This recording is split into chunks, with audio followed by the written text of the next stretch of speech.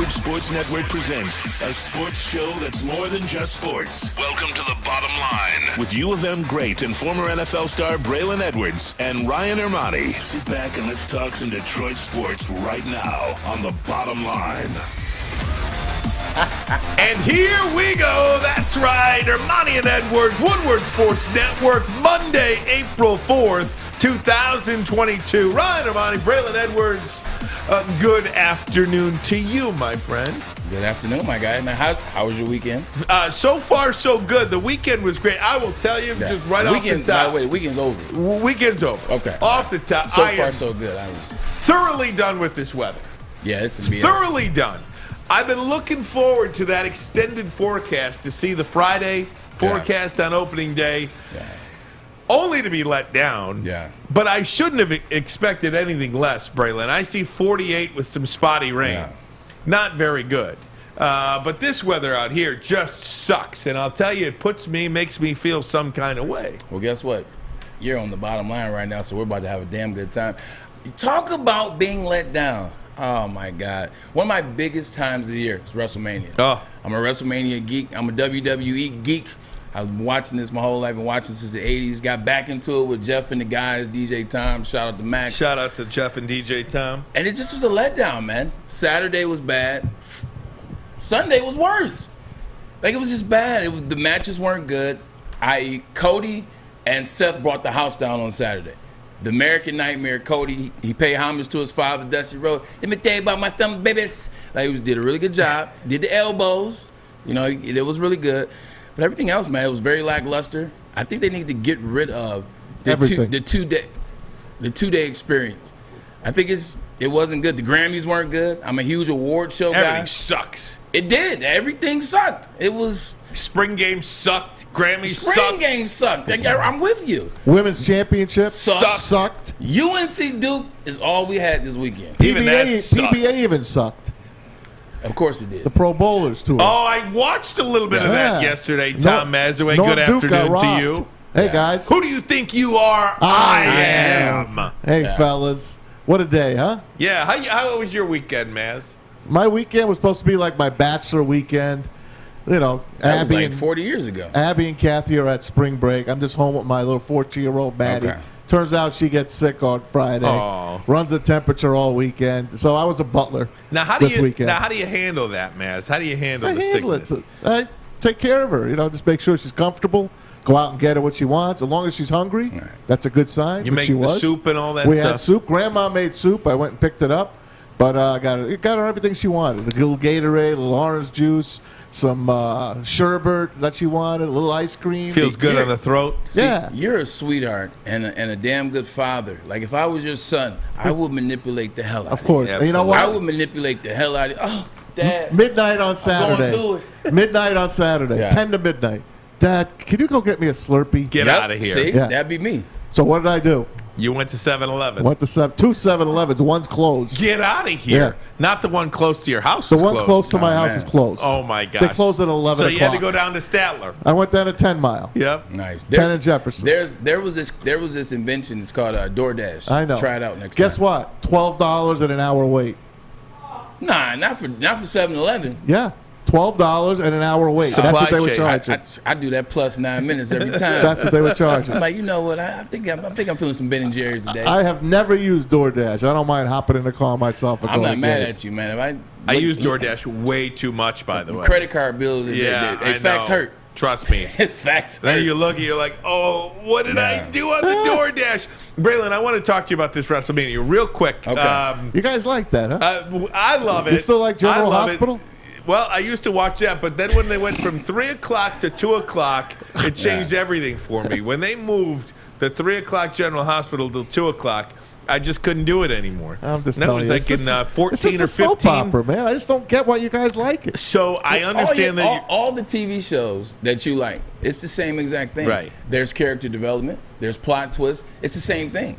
It's the same thing with that. You know, they aren't as good anymore with the character development But it's the same thing for us, though. You're slappies, you get caught up into it. You have friends. I mean, I got my boys that watch it. Jeff's out there. Max is out there. DJ Tom T is out there. Haroon, Nader. So hey, man. you get stuck into it, you know? It's so popular. I'm in the minority. I know that. I might have to stop watching, though, after this past It's a very Saturday, manly Sunday. thing to do. Let's say that. Is Yeah. that okay to say? Not to me. It's a very manly thing to do is to watch the WWE. Now, your disappointment, I've seen as well, in the Pat McAfee stuff aside, because I think he's just an incredible entertainer, Pat McAfee. I was so impressed. That understates what he was able to do. Pat McAfee is doing something that everybody wants to do. Excuse me, men want to do. I take that back. Even women now. Women are like, everybody wants to do that. You want to have your one life. You want to have your one career. You want to go play professional football. But then you've always admired WWF, now WWE. You love that. You want to have a match. You want to talk about sports. You want to be able to shake hands and rub elbows with everybody. Pat McAfee is living a freaking dream. My God, I wish I had his. And to really get on the top rope and do a flip and do the suplex or whatever he did with the guy. I mean, that's incredible stuff. People train their whole entire lives for that stuff, and he just probably broke that off in a couple of weeks and did it. But that aside, football players, man, that's what we do. You said you were disappointed by it. Does not paying for it take the sting out of the lackluster WrestleMania that it was? Because I felt I actually you didn't have to pay for it. No, this time? it's on Peacock. I didn't watch on Saturday specifically because I was like, even though it's on Peacock, you probably have to pay some freight or pay some premium price, only to wake up Sunday morning and be like, if you have Peacock, this is totally free. There's no additional charge. So I was like, oh my God, I'm going to watch this now on Sunday. But you can't do the 2-night extravaganza, whatever it is. You can't possibly put 2 premium shows in a 3.5, 4. You can't do 7 hours of content and make it special. So the one thing I will tell you is you are paying, because that's a $240 a year paying for Peacock. So you are paying, but to your point, you're not paying pay-per-view prices. Having it on 2 days, man, like they don't ever really get into a rhythm. Like it's not like the same entertainers there and kind of like, you know, talking to each other before they go out there for a performance and having the same energy. It's different. It's a weird situation, and they haven't been able to get it right. Like I've been watching now, this is the 3rd year that they've done the 2 nights. They started 2020 and then 21 and then this year. Just haven't had the chemistry, it hasn't been good since 2019. And when I say it hasn't been good, there were some moments. Like there were some moments that were cool, but just in terms of telling the story. Like one thing, like Maz talks about, why you guys still watch that? Because they do a good job of storytelling. Can't tell stories with 2 days, and you know, and especially got Undertaker on Friday. He got inducted to the Hall of Fame. Did watch that. His speech started on Friday, ended on Sunday. It's the longest speech of all time. Long. It's a TED Talk. Yeah, my goodness. So congratulations to The Undertaker and Pat McAfee and everybody else that had a good time this weekend, WrestleMania. Logan Paul made an appearance as well. I know, Maz, you know who that is. Hey, can I say the national championship game tonight? It's the Roy Williams national championship, Kansas and UNC. I'll play old man for just 1 second. Do we really have to? For that title. Do we really have to start the game at 9:20? And I'm dead serious on this. It should be 8 o'clock. There is no reason on a Monday night, I don't care where the game is being played, I don't care about television times or anything like that, there is absolutely zero reason this game should start at 9:20. Not even 0.5, okay? This game should start at 8 o'clock. You've got your 5 o'clock West Coast all you want. Yeah. Where are they? In New Orleans? It's East Coast time in New Orleans, isn't it? Even if an it's hour back. An hour back, fine. So it's 8:20. You could start this game at 7:20 in New Orleans, and everything would just be fine. The leagues, the television networks just don't get it. There's going to be not too many people watching this game tonight. I can't wait for the ratings to come out tomorrow.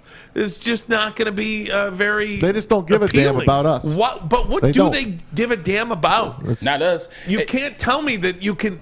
The price of advertising, Braylon, would be any less if you started the game at 8:20. And you're only getting that time. You're only getting 9:20. Well, I guess the pregame show will probably come on around that 8:15 spot. So you're only adding an extra hour to the pregame show for sponsorship, kind of raising money. It's dumb. Like, you do not need to have it at 9:20. There's no reason for that. Granted, watch this. Before we start doing the bottom line, August 12th, like my day, I would stay up late. I'm a night owl. I'll be up late. Wouldn't bother me then. Now that I'm a back part of the working world, the regular world, I work a job, man, shoot. I'm at home, 4:30. I got a D-Max special going on by 4:45. I'm asleep by 7. I can't wait until 9:30 to watch a game, especially two teams I don't necessarily care about. Yeah, it's terrible. If this was a Saturday night, I guess I could understand it. But it's freaking Monday. They've been starting these games after 9 o'clock for as long as I can remember. Yeah. I don't know why you would want your product over at midnight. We talk about it with baseball in the World Series. There's no reason you can't start a baseball World Series game at 7 o'clock. No reason at all. You started at 8:20, 8:30, and you're playing a 4-hour baseball game. You're ending after midnight. There is no way you grow the game when you play your most important games as late as you do. I'm gonna watch the first half tonight. I'll probably fight and struggle to stay up. I'll record it just for the sheer part of the job, and I'll watch it in the morning. The NFL, again, I get it right. Wins. The Super Bowl used to be, when I was a kid, 1 o'clock. Then it was 3 o'clock. Then it was 5 o'clock. 6:35. Now it's 6:30. But they get it right, man. 6:30. It's a Sunday night. It's a family night. Tonight's a Monday night. It's a working night. Come on, man. 8 o'clock, 8:15 tip. There is no other football game on the schedule in a calendar year than the championship Sunday, because you have the 3 and 6:30, and the Super Bowl. So think about all the football games that they play throughout the year. There's 2 start times that have a 6:30 start. And they do that because it's the right thing to do. Even the NBA and the NHL, they're at least in the 8 o'clock hour. 9 NBA is 9 o'clock. 9 o'clock start time in the NBA Finals. Yeah, that's awful it's too. But that's a 2-hour game at least. So ridiculous. Very true. Yeah. Guys, Peter King says the Lions really like Kayvon Thibodeau. Okay, there were 7 guys out there scouting him at his Oregon Pro Day over the week. Braylon, you've been counting on Thibodeau for a long time. Get your take on that. I do think Thibodeau at 2 is a very real possibility for the Detroit Lions. Get your take on that. Is this the right call? Ermanni and Edwards. Woodward Sports Network, the bottom line. I'm Kay Cunningham. Working with Hall Financial to purchase my first home was easier than I could have ever imagined. They treated me like family from start to finish. Find out for yourself at callhallfirst.com.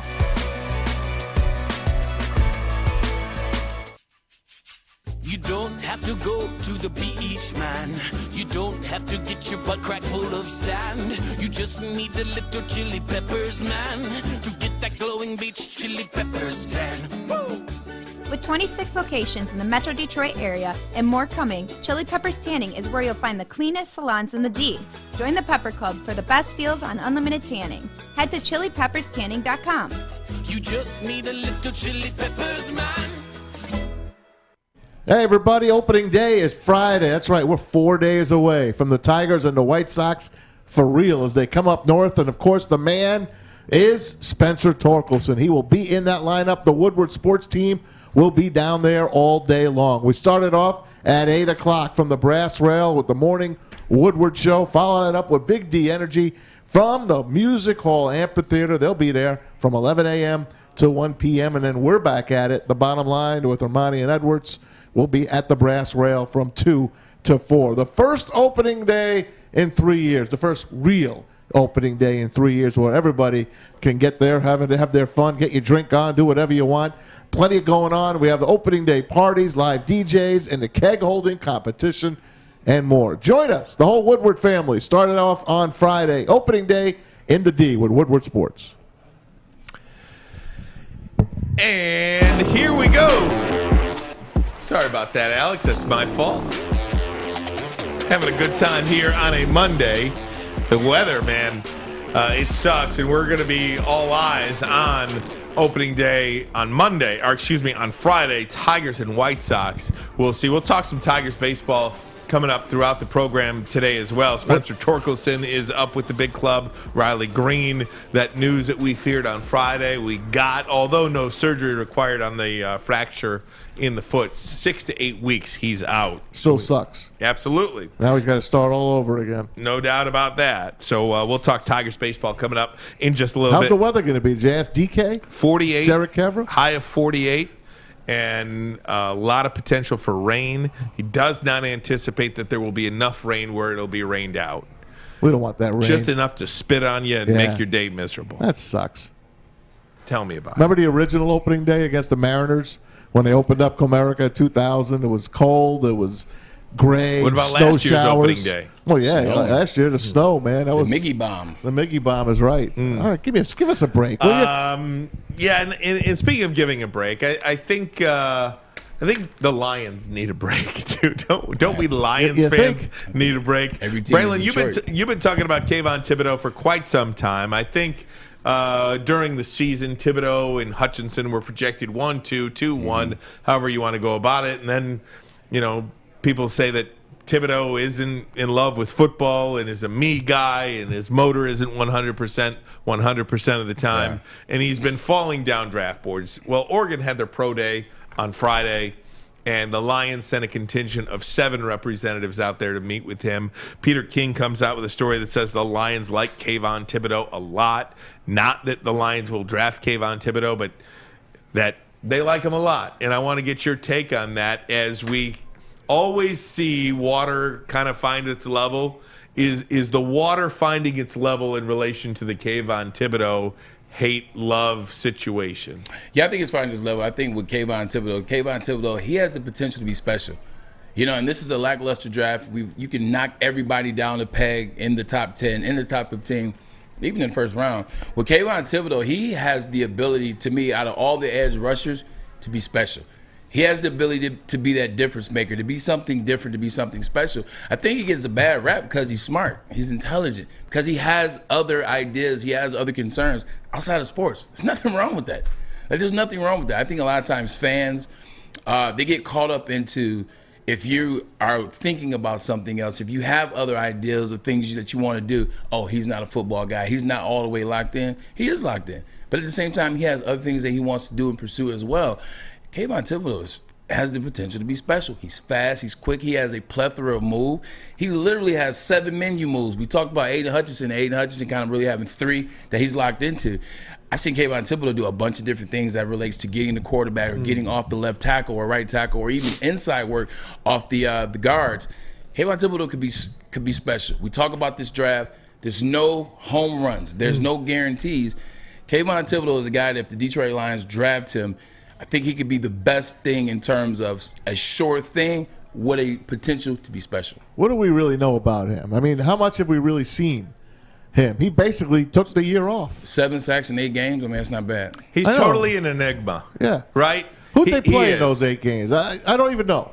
I genuinely, was it that good of competition? Well, look, he didn't play against Ohio State, and that's a game everybody wanted to see him play in. Right. He had a good game against UCLA, dominated that game a little bit, but they lost. In Utah, they lost. But again, I keep going back to Penei Sewell took the year off. If he would have just decided to take the year off and not play, we might like him better. We might like him a little bit better. I still am lukewarm on Thibodeau. I just am. Mel Kiper, not that Mel Kiper is God's gift to anything. Who the hell is Mel Kiper? Who the hell is Mel Kiper? But he did put out a new big board. Not a new mock draft, but a new big board where he ranks his best players available. He's got number 1, Aiden Hutchinson, and then at 2 and 3, he's got the 2 offensive tackles, Ekwonu and Evan Neal. At 4, he's got Sauce Gardner. Now, Sauce Gardner, the Detroit kid, by the way, he says that he is the best player in this draft. He tweeted that out. Nothing wrong with that. And I love that confidence, Nothing wrong with especially in a defensive back. And our guy picked him. 4 years. Yep. He's never gave up a touchdown. Can you believe that? I don't care what division you play in. I don't care what conference you play in. It can be MAC. It can be independent. It can be Mountain West, Big Ten, whatever. 4 years, not a touchdown allowed, that means something. Mike Tannenbaum had him going to the Lions last Sauce week Gardner on that Thursday night when they had it on the Big Show. I watched it, and he loves him. Loves him. So you've got him, and then Kyle Hamilton at 5. At number 6, Kayvon Thibodeau. Here it is. Here's the write-up on Thibodeau. We'll see whether or not you guys agreed. After missing a few games because of an ankle injury he suffered in the season opener, Thibodeau was spectacular in his return. A strip sack, another sack, and 9 total tackles against UCLA, which I referenced. Against Cal the week before, he had a sack and 10 pressures. 10 pressures. He finished the season with 7 sacks and 2 forced fumbles. Even though he had half as many sacks as Hutchinson, he had the second best pressure rate in the country. Thibodeau, the number 1 high school recruit in the country in 2019, is an elite pass rushing talent with the quickness and bend to get double-digit sacks annually at the next level. He had 9 sacks as a true freshman in 19 and 3 more and 9.5 tackles for loss in 7 games excited over last season. It sounds like he's a player, right? I mean, that sounds great. Will the Lions take him? Will he be that can't-miss player? Because, again, I go back to this. He cannot be a bust. The only position you could bust out at with this pick is 2, and that's Malik Willis. I feel like that's the only player that has the ability to bust out, because if you bust out on Okudah at 3, and then 2 years later you bust out on your number 2 overall pick, a lot of busting going on. There's a lot of busting, and that's how you stay bad for an elongated period. Let me ask you guys this. If you had your choice of Sauce Gardner or Kayvon Thibodeau, who are you taking? Thibodeau. I'm taking Thibodeau. It's not even close. You already have a couple secondary players that are like, you can make some things happen right now. Excuse me, Amani Oruwariye. You got some guys, got some talent. Definitely take Thibodeau over Sauce Gardner. I think Sauce Gardner is going to be a really good DB in this league. But Thibodeau gives you that special thing. You got to get to the quarterback. You have to have the ability, or you have to have an individual that can get to the quarterback, get you some pressures, make the job easier for the offense. That's going to be him. The narrative, remember when this happened with Ohio State? There was a young individual by the name of Nick Bosa. Nick Bosa also injured his ankle. And then Nick Bosa said, you know what, the hell with that, I'm not coming back. His dad was like, you're not coming back. You're going to go into the draft. And that was it. No one said anything about him giving up on Ohio State. Nobody said anything about the narrative, he cares about other things, or he's selfish. Nobody said that. Well, Kayvon Thibodeau, same thing. He didn't not come back this year. He came back. He played in 8 games this year. So what if he likes to play chess in his spare time? So what if he cares about NFTs and things like that? That's what you're supposed to do. You're supposed to try to be the best version of yourself. But when he's on that field, Kayvon Thibodeau has the ability to be special. You are not the number 1 player, the number 1 high school recruit for no reason. And then to turn around with that, have 9 sacks as a freshman, I guess ESPN was right. And then to turn around and be the number 1 player, 7 sacks in 8 games. So with that being said, everybody can't be wrong. Let me ask you this, Braylon, and then I'm going to take a break and let you think about it for a second. What can happen? So the Lions send 7 members of their organization out. Brad Holmes, Chris Spielman, and so on.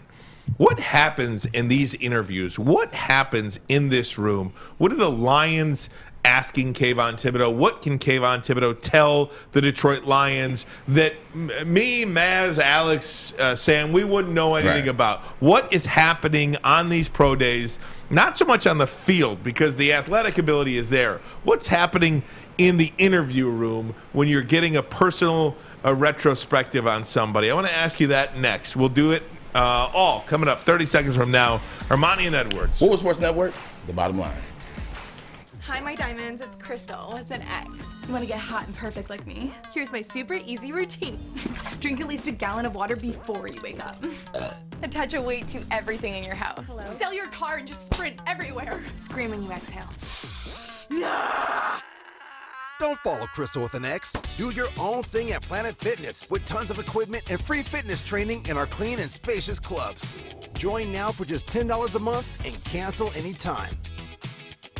You asked for it and we listen. The Seafood Festival is back at Big Boy, including a Friday night seafood buffet. Catch it while you can, available at participating locations until April 24th. Also available, the new fish sandwich. We'll see you at Big Boy.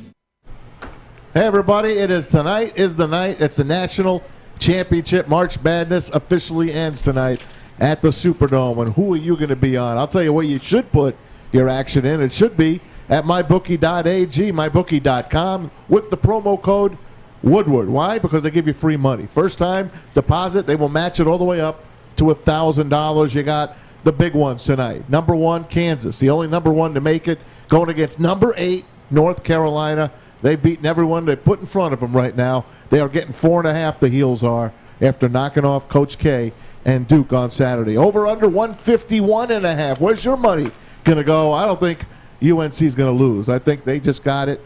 I think it's their time. And if Kansas wins, what's going to happen to Kansas, Braylon, once they win that trophy? They're going to have to get that trophy right back.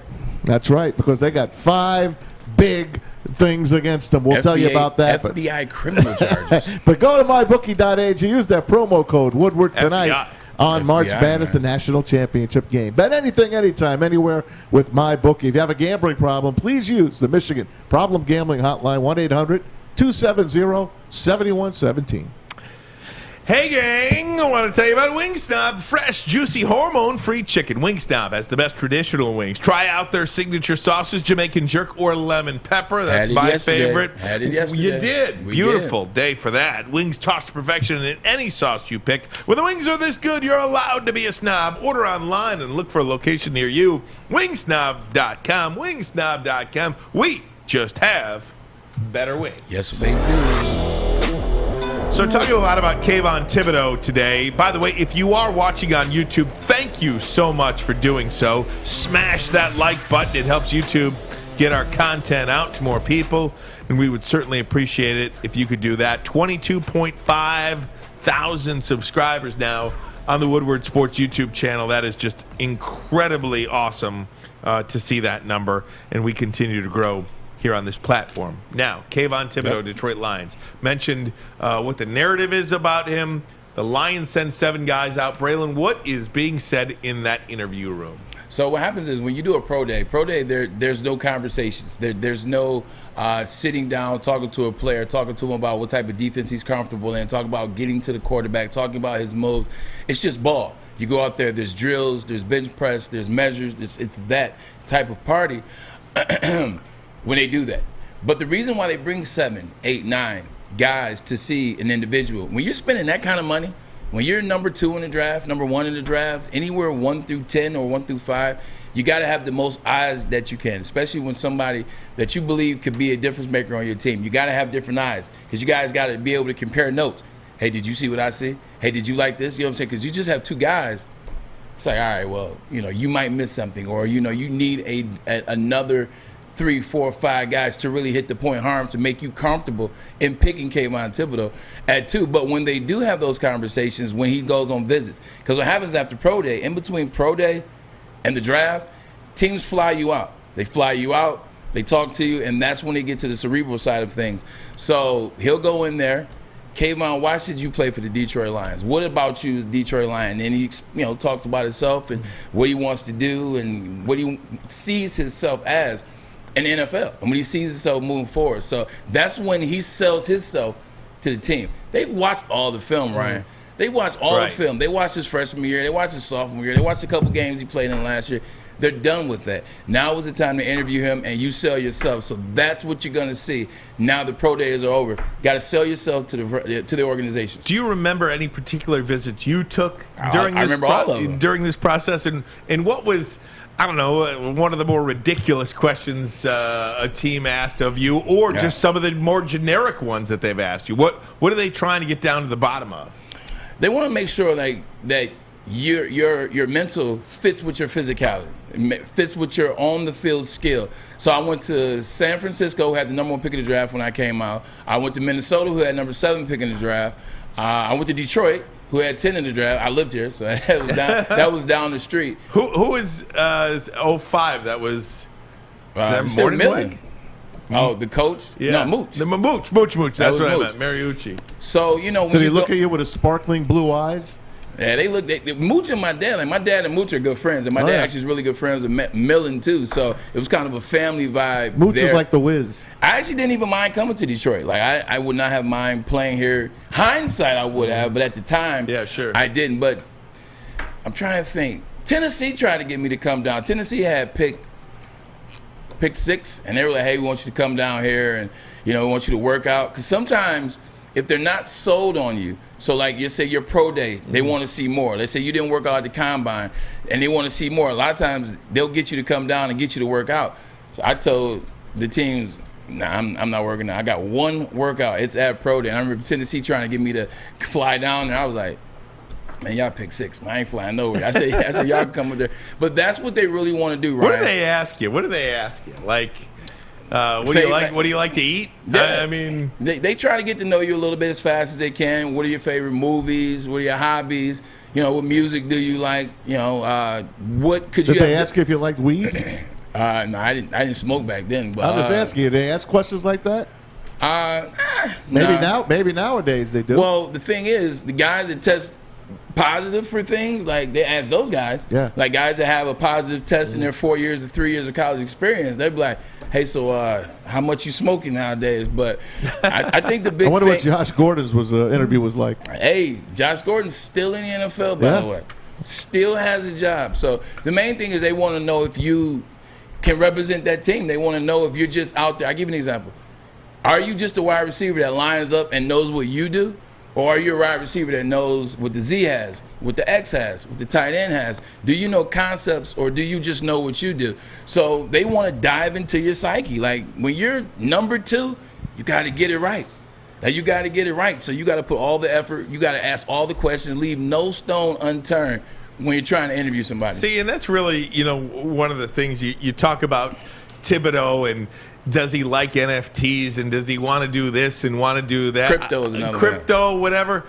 Like, if I'm a general manager spending all this money, staking my livelihood on you, because if this pick fails, chances are you don't make 2 more picks. Right. You know what I mean? I think Brad Holmes' regime, whether or not they last 4 years or beyond, depends on this pick here at 2. Yeah. Depends on this pick. I don't think you can undersell that. So if I want that guy to love football, to breathe, eat, drink, crap football, I don't think that's an unreasonable ask to want of your number 2 overall pick.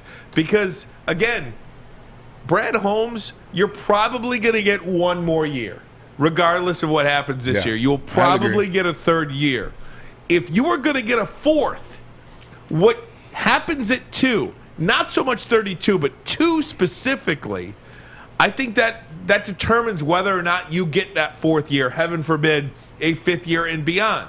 Because if you look at the draft last year, pretty darn good. You got some really good players out of that draft that are going to be Lions for at least a couple of years. Can you run it back?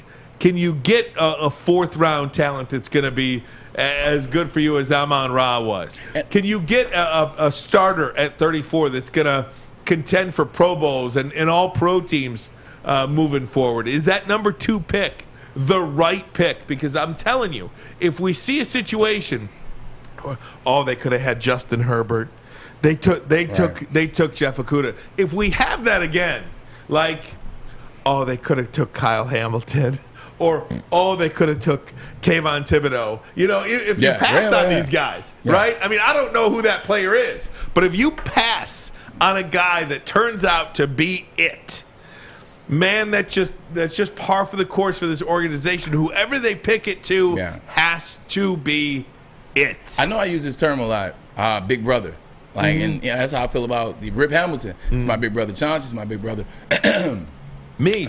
Yes, you're my big brother. You are. One thing one of my big brothers, Keyshawn Johnson, told me. He said, young blood. Because, this is like, I came out 05. Keyshawn was there in the draft that year. We hung out a couple of times. I had known him before. And we were just rapping. He was giving me real talk, real conversation, giving me some ideas and telling me things that how they should be. He said, listen, all the off-the-field stuff, like I know you want to get marketing deals and I know you want to do these. All that stuff is good. Don't forget what's most important. What's most important is that football field. Because all that other stuff that you want to do, that don't matter if you're not doing anything on the football field. So that's why I say I disagree with you in terms of the narrative about who he really is. Sure. Yeah, for Kayvon Thibodeau, so what? He's interested in other things.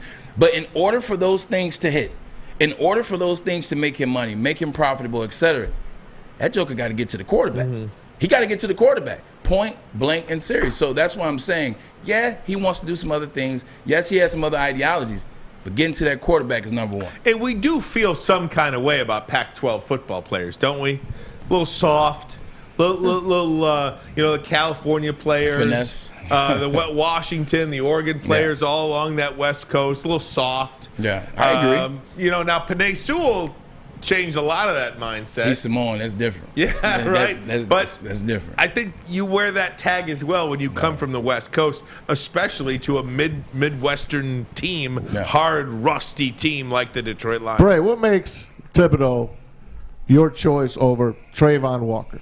Faster, more explosive, better variety of moves, has a better pedigree, has a better track record. You talk about 9 sacks as a freshman. 6.5 sacks as a sophomore, and then 7 sacks last year in only 8 games. So he has a better record, better track record. He's faster, he's more explosive, better move set. But Trayvon played against better players. Trayvon also played next to Jordan Davis. Trayvon also played in front of Nakobe Dean and Sign, the safety. Like, that team is a NFL specialty. And talking about that Georgia team, Kayvon Thibodeau was the only guy on that Oregon team. So I think put. Yeah, better track record, I would say. Pistons fan writes on the YouTube chat, Sewell and Amon-Ra both played in the Pac-12. Neither are soft. That is absolutely fact. That's why there's no one size fits all, and really it's probably an unfair tag to say that West Coast players are a little bit soft. But the funny thing about it is it's not. West Coast Aaron football, Rodgers is soft as hell. that Pac-12, they are soft. They were soft. But the interesting thing about it was, when we would play Pac-12 schools when I was there, we played Oregon my junior year, lost. We played Washington my freshman year, lost. And we played Washington my sophomore year, and we won. We out-physicaled them. Like, those teams didn't want any smoke with us in the trenches. Like, they were not physical. But them jokers was faster. Okay, let me ask you guys this question. Courtesy of Mike G kind of raises this in the YouTube chat. Is he talking about Mazza Parsons? Yeah, he's talking about Mazza Parsons at 2. But the moral of the story is there a player out there you would be scared as hell not to take on the defensive side of the ball that you look at every week and you see Micah Parsons for Dallas doing this, Micah Parsons doing that? Is there a player out there in this draft defensively, Kyle Hamilton, Trayvon Walker, Kayvon Thibodeau, Jordan Davis, where you're like, if that dude turns out to be a Micah Parsons type defensive player and we don't take him, you're going to lose your you-know-what? Who is that defensive player for you? I'm going to ask you next. Ermanni and Edwards. Woodward Sports Network, the bottom line. Life is full of hard choices. We're here to make one of life's biggest decisions as simple as possible. My name is Christina Gennari, and for over 20 years, I've helped hundreds of families buy and sell homes. We cover all of Metro Detroit and more, from large luxury homes to starter homes. We will work hard to make sure that you get the home of your dreams. So if you're in the market today or even thinking about buying or selling in the future, make the obvious choice. Christina Gennari, the obvious choice in real estate. Visit us at soldchristina.com today. Fellas, let's be honest. We like things to be easy. We like simple stuff, like sports 7 days a week. We like things uncomplicated, like Lady Jane's Haircuts for Men. Open 10 to 8, 7 days a week. Walk in anytime. Sign in, sit down, watch your favorite team play. And before you know it, your hair will be game ready. Open 10 to 8, 7 days a week. Walk in anytime. Lady Jane's Haircuts for Men. It's wicked awesome. Make sure you download the Woodward Sports app in the App Store and the Google Play Store today. Take Woodward Sports with you wherever you go and listen live on your phone or mobile device. SMA has been leveraging pro athletes and other notables for over a decade against issues around mental health and substance use disorder. With help of NFL alumni, Sean Jordan has been able to save lives surrounding these issues. The Sports Marketing Agency podcast, This is the F word, and F word is for fentanyl. It talks about how fentanyl has destroyed our community, talking about things that you notice. Gotta check this podcast out. Sean Jordan's doing some really good things, also working with the Oakland Health Initiative Club. Also, the Detroit Wayne Health initiated really, really good stuff. If you want to find out more about this, go to thesportsma.com, thesportsma.com for all your questions and concerns. Just a side note here, Adam Schefter, Liberty quarterback, I said Lions quarterback, Malik Willis scheduled to visit the Atlanta Falcons and the Carolina Panthers. He's already met with the Steelers, of course, as we know. Saints, Giants, Titans, and others. Lions aren't mentioned in this, but of course they had all the time they needed at the Senior Bowl. Right. So that could be listed in the others absolutely.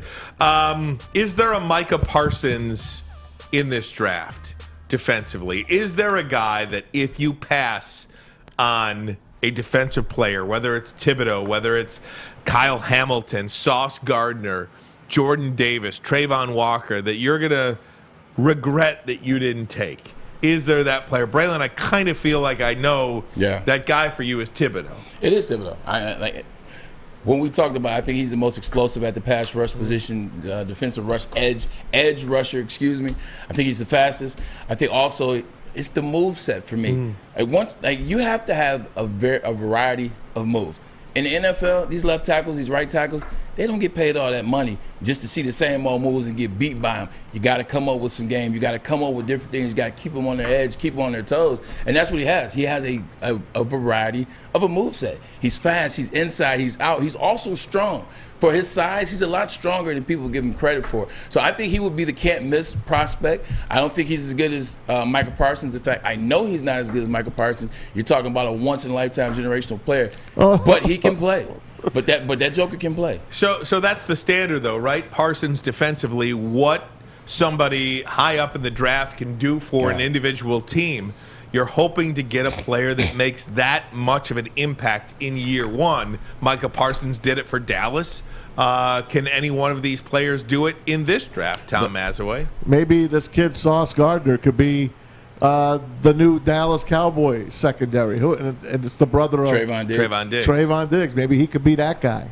Yeah, everything I'm hearing about him, you guys are pumping him up to me, and the kid already has a great nickname. He sounds like a Pro Bowler coming into the NFL already. The one thing I will say, you have to use Micah Parsons as a cautionary tale. One of the reasons why Micah was able to have so much success last year, you got DeMarcus Lawrence on the line. You had Randy Gregory on that line sometimes. You had Trayvon Diggs back there. You had guys on this team that could play. It was a really good defense. They underachieved, but it's a really good defense. So he's allowed to kind of do that as well. Micah Parsons, we talk about generational talent. If the Detroit Lions would have drafted him, he wouldn't have had the same year this year or last year for the Lions that he had the Cowboys. He's on a really good defense, allowing him to have more freedom, more one-on-ones, and they had to worry about everybody, not just Micah Parsons. He might have had a better career if he was with the Lions. I just want to say this. I disagree. I can name the whole 1986 Giants team to you. I know you don't want to hear it. I know that. But Lawrence Taylor stuck up above all of them. It don't matter Harry Carson was there. Don't matter Gary Reeves, Carl Banks. It don't matter. He's that guy. He was able to be that good because they also are in the Hall of Fame. Like everybody you just named, guess what? Their bust is right next to LT's. So when you when Micah Parsons, to give you an example, he's coming off the edge. If you're the only person on the team, last year nobody was worried about anybody on Detroit's defense. Nobody came in with an offensive game plan like, hey, we really got to watch out for no one. So when you got a guy that's really good, they're going to double team. They're going to keep a couple eyes out for him. They can focus in on them because there's nobody else that they got to worry about. But when you're the New York Giants in '86, you got Harry Carson, you got LT over here, you got Carl Banks over here. You got a ton of guys to worry about. It's also like the Baltimore Ravens in 2000 when they won the Super Bowl. When you got a ton of guys, just like Lloyd used to always say, when the team wins, everybody wins, and everybody was good on those teams. I know, but Ray Lewis is still Ray Lewis. But LT is still LT, and Micah Parsons is still Micah Parsons. Ray Lewis is still Ray Lewis. You're absolutely 100% correct. But guess who was behind Ray Lewis? Arguably the greatest safety ball team. Guess who was next to him? Dwayne Stark. Guess who was in front of him? Halati Noda. Guess who else was in front of him? Terrell Suggs, who's also going into the Hall of Fame. Guess who's out there on the right? Chris McAllister. Guess who's on the left? Samari Rowe. You know what? I think enjoy listening to you, Bray. I enjoy listening to you. I'm just saying, when you're a superstar, I don't give a damn You'll what be a team superstar wherever. You're right. That's all I know. You are right about that. So, Maz, you mentioned Sauce Gardner. So on Mel Kiper's big board, Sauce Gardner went from the 8th best player to the 4th best player in this draft, only behind Hutchinson and the 2 offensive tackles. I'm digging that kid. Making Sauce Gardner the next best thing. Here's the write-up on Gardner. He's a Detroit kid, by the way. Where's he from? King, I think. Didn't he go to King? King or Cavs? King, yeah, I think King. How the hell did Michigan let him get away? Right? Or MSU? Gardner is a lockdown corner, and the other teams know it. He was targeted just 31 times in 2021 in the entire season. That's tough. And he allowed only 8 catches for 60 yards as the nearest defender in coverage. Keep in mind, they played Alabama, too. With Cincy, we're talking here. Cincinnati. Yeah. Alabama targeted him 1 time in the college football playoff semifinal, and the throw was incomplete. They really didn't have to. In fact, there were 5 games in 2021 where he allowed 0 catches. He is a legit number 1 corner. Yeah. Gardner had 3 picks in 2021, 9 in his 3-year career with the Bearcats. Now, one thing I've said about this draft, just because you believe it did not work with Jeff Okudah, right, who I still am not ready to call dead yet. Yeah. I'm just not there. I feel like Okudah is going to come back and surprise a lot of people. I'm very high on Jeff Okudah this year. I'll be watching for HBO, whatever I'll tell you reason. that. For whatever reason, I'm very high on Jeff Okudah this year. How did he compare his college career? That's what I'm to trying Sauce to. Gardner? That's what I'm trying to figure out. Was he Sauce Gardner good? That's what remember. I'm trying to figure out. I don't remember. No, he wasn't Sauce Gardner good. He played on a really good team. Obviously, Chase Young was on that team as well. He played on a really good defense that Ohio State had. And that's one of the reasons why Ohio State struggled this year in the Michigan game. They're not as strong or as physical as they were in that year. Now, your guy, Mike Tannenbaum, had the Lions picking Sauce Gardner at 2 a couple of weeks ago. That Joker can play. And if you're Mike Tannenbaum. I told you. And if you're Mike Tannenbaum, former GM, you will understand that pick. One, you understand that Jeff Okudah, the verdict's not out on that. And most people have closed the door on Jeff Okudah. Wasn't good his rookie year, although he was playing with contrition, poorly coached. Wasn't good his rookie year, gets hurt, tears his Achilles the second year. So now you close the door on him. You need a lockdown corner for the Detroit Lions. They're thinking of a lockdown corner. So if you're literally looking at the big board and you're like, okay, what's our need? What do we have? Who's the best player available? I can understand why Mike Tannenbaum would say Sauce Gardner because he's a damn good player. And you can't not pick the guy based on previous draft selections, right? I mean, if you think that Sauce Gardner is the best player in this draft and you think he's the best fit for your team, you can't just not take him because, well, it didn't work out with Okudah at 3. Yeah. So why would I take somebody at 2? You can't draft like that. You're going to be ending up in the seats with the rest of the fans if you start picking like that. The good thing about the Detroit Lions, and you can tell from Brad Holmes is very quiet, very methodical. He hasn't talked a lot. He hasn't shown his hand. He's a great poker player, as Maz always likes to say. With that being said, they're not showing their hand. They're not telling their side. Just like you said, if you believe in a guy, then you take him. You make it happen. You make that be the pick that you're going to do. You go after that guy. Don't pay attention to Ryan Ermanni, Braylon Edwards, Tom Mazawey, ESPN, and the list goes on. Pay attention to the film that you watch. Pay attention to the 7 guys that were there. Compare notes. Do that. Draft who you want to draft. Keep it in-house and go after it. Don't listen to us. If you want to go that route, that's how you do it. Stay in Allen Park and figure it out. Don't listen to anybody else. No, listen to us, please. Listen to us. I'm just saying, like Ryan said. I can guarantee you we would not say take Tease Tabor at 2. I can tell you that. I don't want them to listen to the wrong people because then they're going to sit. Too. Then Brad Holmes will be sitting right next to you doing the show next year. He would.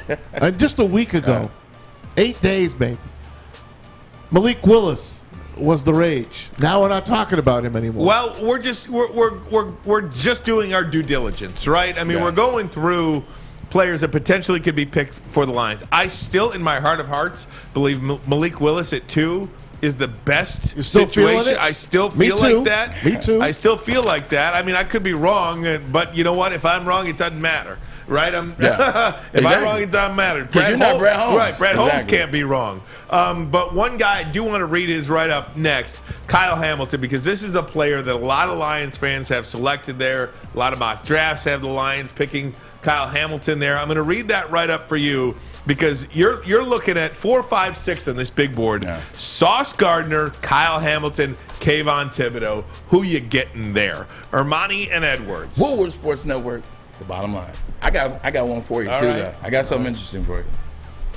Cintron is the official energy drink of the Red Wings, proud partners of the Detroit Pistons, and exclusively served at Little Caesars Arena. If you're looking for premium ingredients, long-lasting energy, balanced hydration, essential vitamins, and great taste, Cintron is your top choice. 3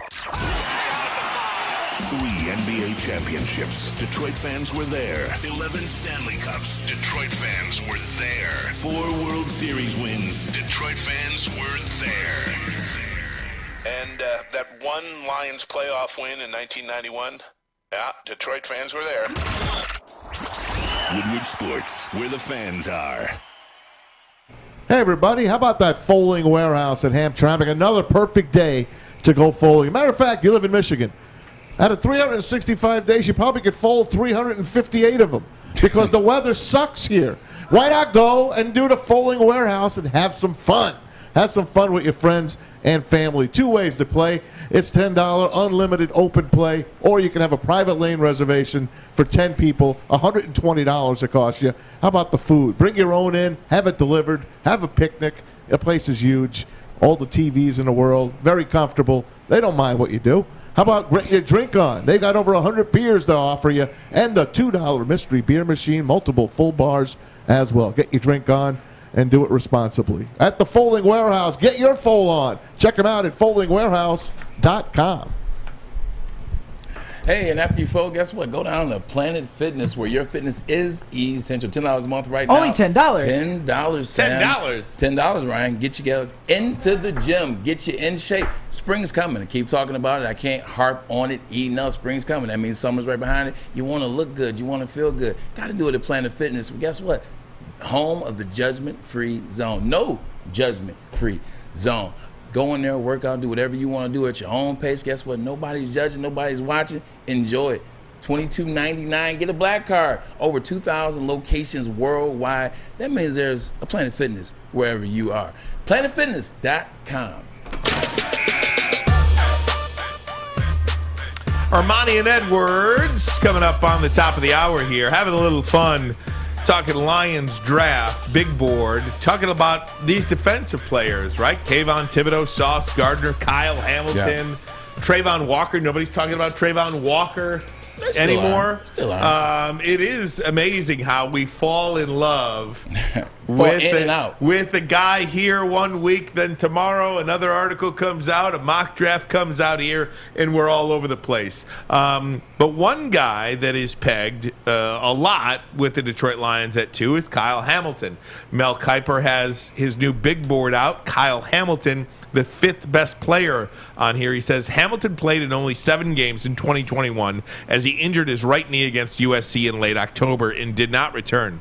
There aren't many safeties with Hamilton's size and speed, and he was one of the most versatile defenders in the country in college. He had 2 interceptions against Florida State and added another in a win over Purdue. He had 8 total in his career. Hamilton has the size to move up to the line of scrimmage and help in the run game, and the speed and range to cover pass catchers out of the slot. He's exactly what NFL teams want in their first-round safeties. Now, first-round safeties. Yeah. Not top 3 picks in the NFL draft. Top 2 picks in the NFL draft.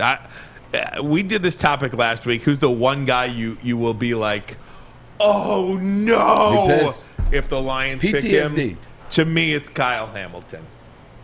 And I really hope, I'd rather them take an opportunity on Sauce Gardner. Yeah. I'd rather them go with Thibodeau. I'd rather them do anything other than take Kyle Hamilton. It's almost like when you put the game film on, and I watch Notre Dame a lot. How can you not? When he's on the field, I just don't feel like he's a difference maker.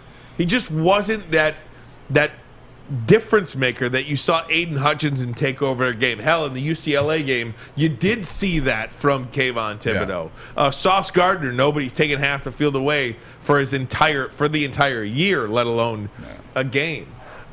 You have these defensive players who just take over a game, and I just never saw that from him. Something about Notre Dame that just doesn't translate into the NFL. I look at all these great players that Notre Dame has had in terms of in college. They don't pan out in the league. And if you want to specifically focus on the safety position, Tom Zibikowski, nothing. Glenn Earl, nothing. Jerome Sapp, nothing. They don't pan out in the league. We talked about this. If you want to draft a guy number 2, play safety, he's got to be a game changer. He's got to be a guy that you win games because he's got to be a guy that the other team is scared to play against. They have to come up with a game plan for. One thing about a safety, there's a lot on that potential. He's literally the quarterback of the defense. He and the Mike linebacker. He has to know everybody's position. He has to know the coverages. He has to know everything about the offense that he's playing against, about the defense that he's playing on. Got to know all that stuff. When you play with a cornerback doesn't have the same responsibilities. They could be a lockdown, shutdown corner. They could just worry about their third of the field. Kyle Hamilton's got to worry about the whole field and everybody, and I just don't want to put that type of I don't want to put that type of pressure on a guy that I don't believe in. That's why I don't want Kyle Hamilton number 2. I think he's a really good player, not at 2. And again, this draft is so unique, Maz, in that you could take a player at 2 that could go at 12. Yeah. Or in the second round. Right. Because they had Malik Willis going anywhere from the first round to the second round. Just as you said. So Mel Kiper has this 1 to 25. Yeah. These 25 best players ranked. You know one guy that's not on that big board? Jordan Davis. You know, can you imagine a scenario in which Jordan Davis falls to the Lions at 32? Or if you have to trade back up to get a player like that at 25, 26? Now, you asked who I'd be scared to not take? Yes. If he's there at 32 and they pass him up, then I'd be scared. Who? Jordan Davis. Jordan Davis, yeah. I can see that. Right. I can see him there at 32 and the Lions pass on him and take, I don't know, whoever's available. I don't really understand the assessment process in terms of like trying to assess talent, put a rank on the talent. Hey, this guy's going here. This guy could probably go by here no later than here. You watch Jordan Davis. You watch the film. That play that he had against Blake Corum was freaking insane. He's 6'5", 330. The way in which he moved to the offensive line, went lateral and got Blake Corum. Then you look at his pro day. Like, people aren't – pay attention to what you see. Like, pay attention to what you see. You know what I saw? I saw a guy that was 6'6", 330, run 4.7. Right. I saw a guy that was 6'6", 330, have the longest standing broad jump in the history of the combine for guys over 300. I saw a guy that looked amazing. My eyes didn't lie to me. Like, what he did, what he was that day, what he was in the Orange Bowl that against day. Michigan. That's what I'm scared of. No, but was he ready for just that day? Who was the best defense in the country last year? Georgia. Why were they the best defense in the country? Because they have a bunch of guys. But who's that guy? We heard about Jordan Davis all year. Yeah. We heard about him all year. Then we had, I guess, the displeasure, because they beat the hell out of our team, to watch them beat up on Michigan. And you guess who showed up again? Jordan Davis. Guess who showed up at the combine yet again? Jordan Davis. Pay attention to your eyes, not what you read. We also heard about Big Baby. We've talked about him. We've talked about Big Baby back with the Lions. Big Baby didn't do what Jordan Davis did. Let me ask you a dumb question. It's a really silly question. They're all dumb. On Kiper's big board here at 7 and 8, he's got Garrett Wilson and Drake London. Do you just take the best wide receiver there at 2 and just be done with it? I've told you that already. Do you just do it? What the hell? Do you just get your guy there, either Wilson or London, whoever you've evaluated, whoever you think would be the best fit, and just hope that they have a poor man's Jamar Chase type impact on your offense? Do you just why even deal with it? Lions not so lucky when it comes to the second pick overall in terms of wide receivers, but it's not a bad call. You need a wide receiver. The only reason why I think people will like give you pushback on that is because of what they got. Chark and Drake London are essentially same size, same speed, etc. They do a lot of the same things. So for you to take Drake at 2 and you just paid Chark, not a lot, but you paid Chark. You got Amon-Ra St. Brown. Quintez Cephas is going to come back this year. Josh Reynolds. I think a lot of people would be pissed at the Lions if they took Drake London or Garrett Wilson. Well, Garrett Wilson or Olave. Those guys are bad. Olave had the fastest run. The fastest. Remember, they knocked it down a little bit. He wasn't. But here's the thing that scares me about Olave. I wouldn't take him at 2. Olave started off the year as the number 1 wide receiver in the country. He finished the 3rd best wide receiver on his team. But that's not his fault. The other guys just did better. Well, and Smith and Jigba is my guy. I will say this. If you're that guy, they're going to get you the ball. They're going to feed you the ball. And if you got 3 guys and 2 running backs, which they did, that number 1 guy still can get his pause. He still can get his balls, still can get his yards, still can get his touchdowns. My senior year, we had Steve Breston. We had Jason Avant going into that year. We had a really good wide receiver core. I loved them to death. Them jokers wasn't taking my touchdowns. Them jokers wasn't going to take my balls. Speak on it. Because I was that guy and left Scott Loeffler, Terry Malone. They got me the ball. They got me involved always because they believed that I was that. Chris Olave, if he was that, Jackson and Jibbley wouldn't be able to make touchdowns. Jokers weren't taking that. Garrett Wilson wouldn't become the number 1 wide receiver. That ain't on accident. That's what bothers me about Olave. And by the way, keep your balls. Keep your own damn balls. Olave, the third best wide receiver in this draft. So he says. So he says. Yeah. What's your evaluation on him? But, Olave, here we go, Olave, the 14th best player in this draft. Why would you take the 14th best player at number 2? Yeah. You probably wouldn't do that. Shocking to see who's at 13 on this list above Chris Olave, though, who has rocketed up Who the hell is Mel Kiper? I'll let you know next. Ermanni and Edwards. Mel Kiper Jr.'s father. Woodward Sports Network, the bottom line. 6 dark corners, a driveway and a patio, 5 windows that could become doors. Every house has unique security challenges. Guardian Alarm has more tech, more team, and more ways to help keep them all safe. Get a professionally designed and installed security and smart home system from Guardian Alarm. Sign up today and get a free video device. Guardian Alarm. Smart, right from the start. Call 1-800-STAY-OUT. Comerica Park, sunshine, the crack of the bat. More sunshine, warmth. We're almost there, Detroit. Summer 2022 will be the summer of Woodward sports. We just gotta make it through this damn cold first. Hey, everybody. Opening day, 4 days away. It is on Friday down at Comerica Park. The Tigers and the White Sox and the Woodward family will be down there. Come and see us. It's the first real opening day in 3 years. Who cares about the weather? We'll see how it goes anyway. Mother Nature might throw us a crumb. We started off at 8 o'clock out at the Brass Rail, and that's Morning Woodward Show. That's Adam and T. Foss made his debut today. Big D Energy follows them at the Music Hall Amphitheater, where they're going to have a keg holding competition. Make sure you get down there at 11 a.m. We're at the Brass Rail 2 to 4 as well for some pizza and some good times. Friday, April 8th, that's this Friday. Come on down to see us. It's the opening party, live DJ, music, the whole works. Woodward Sports, opening day, downtown, Friday. See you there. Hey, gang. I want to tell you about Les Stanford Chevrolet Cadillac, located in Dearborn on Michigan Avenue. Les Stanford, your Corvette king. That's right, GM announced that all-new 2023 Corvette Z06. How about 0 to 60 in 2.6 seconds? That's right. Woo! For more, head over to CorvetteKing.com. CorvetteKing.com. For all your other Chevy and Cadillac needs, they got you covered. Don't worry about that chip shortage. Don't worry about supply chain. Get off your heels into some wheels. Come on down today. They're practically giving them away. Les Stanford Chevrolet.com. No road. Boom. Hey, if you're watching on YouTube, thanks so much. We certainly appreciate it. Smash that like button. Having a lot of fun talking Lions draft. It is a Monday, and we are finally in the month of the NFL draft. Coming at you from Las Vegas on April 28th, Thursday night. Can't wait for that. And maybe in the days and the weeks leading up to it, Braylon, we'll get some of your favorite draft day stories. I got some for sure. I told you the Aaron Rodgers story. You did. That Aaron Rodgers was good.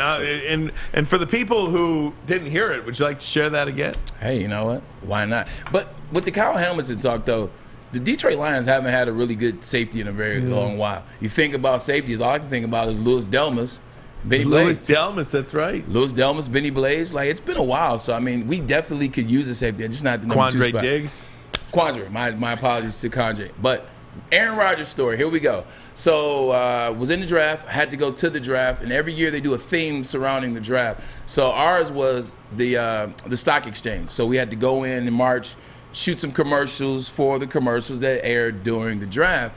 And I knew Alex Smith for about a year or so. Knew him through preseason All-American type deals. So I see him when I first get into the hotel. Check into the hotel. I run into Alex at the front desk, and we're just hanging out, kicking it. We're just chilling it. And then Aaron Rodgers comes up, and we're like, oh, okay, it's Aaron. We're in the cool mindset. It's like, oh, okay, that's, it's Aaron. Comes up to me and Alex and says, hey, how you doing? Aaron Rodgers, #1 pick overall. And me and Alex are like, #1 pick. Who the hell is? What a douchebag. Who does this MF think he is? Because all of us were supposed to go 1. I was projected to go 1 at one point. Alex was projected to go 1. Aaron was projected to go 1, so I can't knock him, but he was projected to go 1. I even want to say Cedric Benson was projected to go 1 at one point. But Alex and I look at each other like, who the hell who do you think he is? So then walks off. Like, hey, how you doing? #1 pick. And then rolls out. So on Saturday, when Aaron's still there and Alex and I are already gone, we're like in the secondary green room. We're like watching on TV. I feel bad now. He had the last laugh. Me and Alex were like, what happened to that #1 shit? Oh, my God. Isn't that something? That's awesome. Yeah, I love that story. He's the only one with a Super Bowl ring, so, I mean, he got the last laugh. Couldn't happen to a nicer guy, though, Aaron Rodgers. I mentioned all of this Mel Kiper big board. And the big board is different from the mock draft. The big board is just Mel Kiper ranks the best players who he believes is top to bottom, the best players in the draft, regardless of position. He's got Olave at 14 here because we mentioned him. One guy that he has rocketing up this board. You ready? You got any guesses? First of all, you got any? I know who it is. Oh, you know who it is. You got a guess? I know it's a Michigan guy. Does he play safety? Yes. I know it's a Michigan guy with that smile on your face. Dax Hill. Dax Hill. So here's the write-up on Dax Hill he's got. Hill is an intriguing prospect who has risen since the combine because of his speed and versatility. He ran a 4.38 40.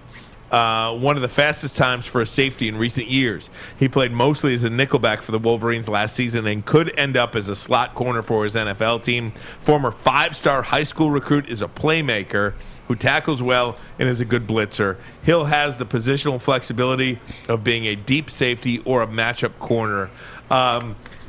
Dax Hill to me is, and I love Dax Hill, okay? Right. Dax Hill to me is the epitome of what happens after the season. Yeah. Right? Elaborate. Good combine numbers, really good at doing the shorts and underwear thing. And good player, really good player, really good player. But, I mean, what happened from the end of the season to now, other than a bunch of workouts? You know, he is that epitome of a guy that's going to work out great for you. And again, I don't want to undersell his talent because he's a really good player. But is Dax Hill, with what you've seen your two eyes over the last couple of years, the 13th best player in this draft? Not even close. Not a chance. Not even close. Definitely not the 13th best player. But it's also about this draft. Is he the 30th best player? Maybe. Is he a player at 32 or 34? So here's the thing about Dax Hill is he's very intriguing, and that's what it says in Mel Kiper. He said he's a very intriguing guy. Dax can play DB. Dax can play safety. Dax has size. Dax can run. He comes from Michigan, so he's coached well. He tackles well. You start lining these things up. Oh, by the way, he runs 4.3. Oh, by the way, he's sizable. He has really good size. You start stacking these things up, they sound better, better, and better, and better. You go back and watch the film.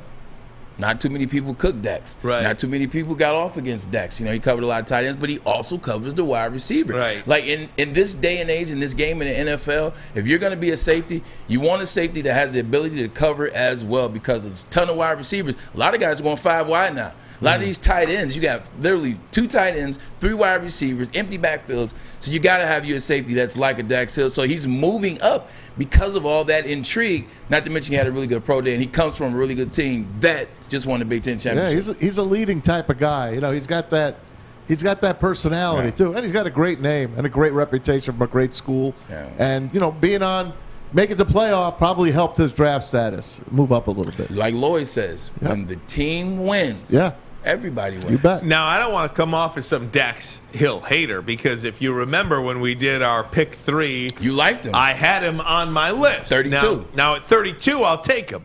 At 13, I probably wouldn't take him. there, and I certainly wouldn't take him at 2. So you don't have to worry about it because you're not picking 13. Well, no, I guess you don't have to worry about it unless you're able to trade back somehow, some way, which none of us believe that they're going to be able to do that at some point, right? I mean, are we resigned to the fact that the Lions will pick at number 2 and not be able to trade out of that pick, or you're not to it? You're not. I'm not. Unless they're taking Malik Willis, I think that pick is up for grabs. And the Steelers, want to move up. Carolina, Seattle, Atlanta, they all need quarterbacks. Those are all in play, man. But Philly's got 3 number 1s. But the one thing about that, though, is if you look at all the mock drafts, if you had to do an averages on the mock draft, Malik Willis isn't a guy that's on the averages. He's not inside the top 10 on average. I know that, but if you love him, you love him.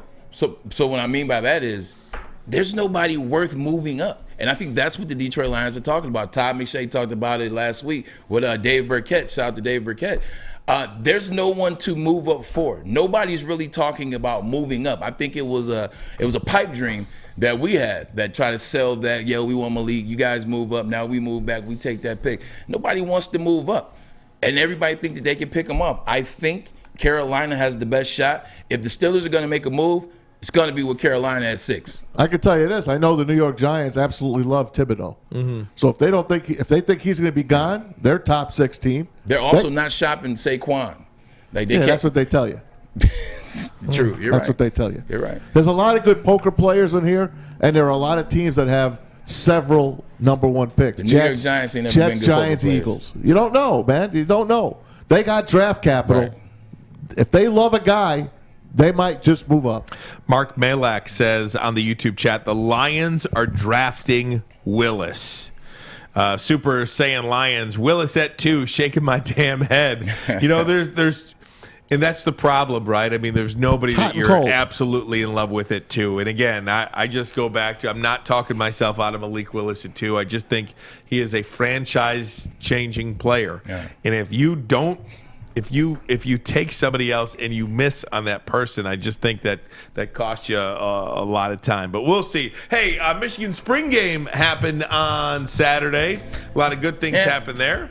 A lot of bad things happened there too. Yeah, I mean, I'm telling you, I turned it on and I saw Cade McNamara overthrow somebody on wide open. Just a bit outside. Please. I'm like, come on. It's spring game. I'm not going to freak out, but I mean, my goodness, please already with the overthrowing on the wide open guys down the field. Colin Kaepernick threw at halftime as well. Spike Lee was in the house. I know, right? I mean, Michigan is the place to be. We'll talk about it all next. Ermanni and Edwards. Woodward Sports Network, the bottom line. It took exploring 50 different formulas and hosting countless taste tests, but we believe Gypsy Vodka is the smoothest vodka on the market. Don't believe us? Ask the owners. We're Mike and Adam Kazanowski with High Five Spirits Distillery. We're in close to about 1,200 locations throughout Michigan. We wanted to create a brand that was geared more towards freedom, love, adventure, and at the end of the day, we really wanted to tell a story that inspired other people to take risks, follow their dreams, whatever that might be. We don't like to brag that we are the toughest sports network in Detroit, but we do have a guy named Darren McCarty on our side. Lemieux and McCarty, who've had a good knockdown drag up. There they go, right on the whistle. They were talking to one another. Woodward Sports. Hey, gang!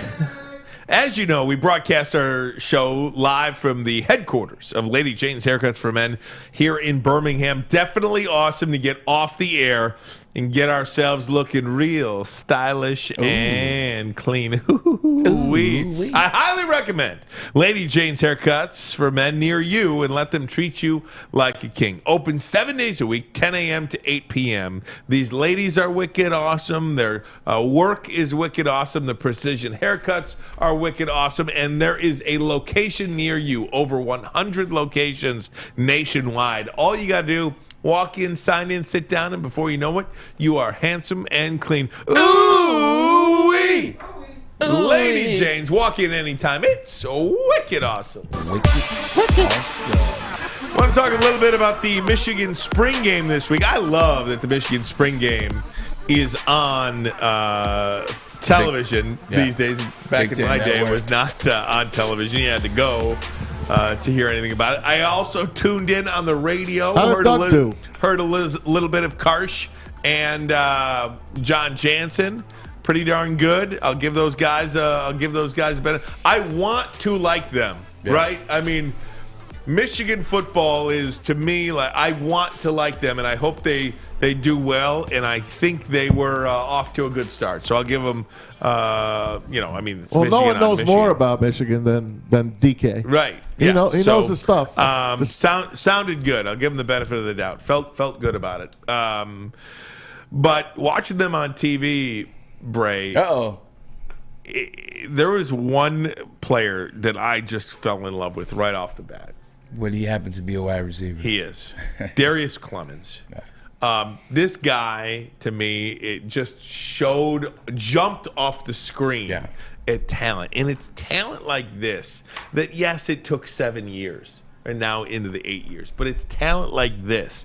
And you see Donovan Edwards and Blake Corum. I mean, J.J. McCarthy didn't play, but we all believe that what he can do. It's this kind of talent that jumps off the page at you and that you feel good about moving forward.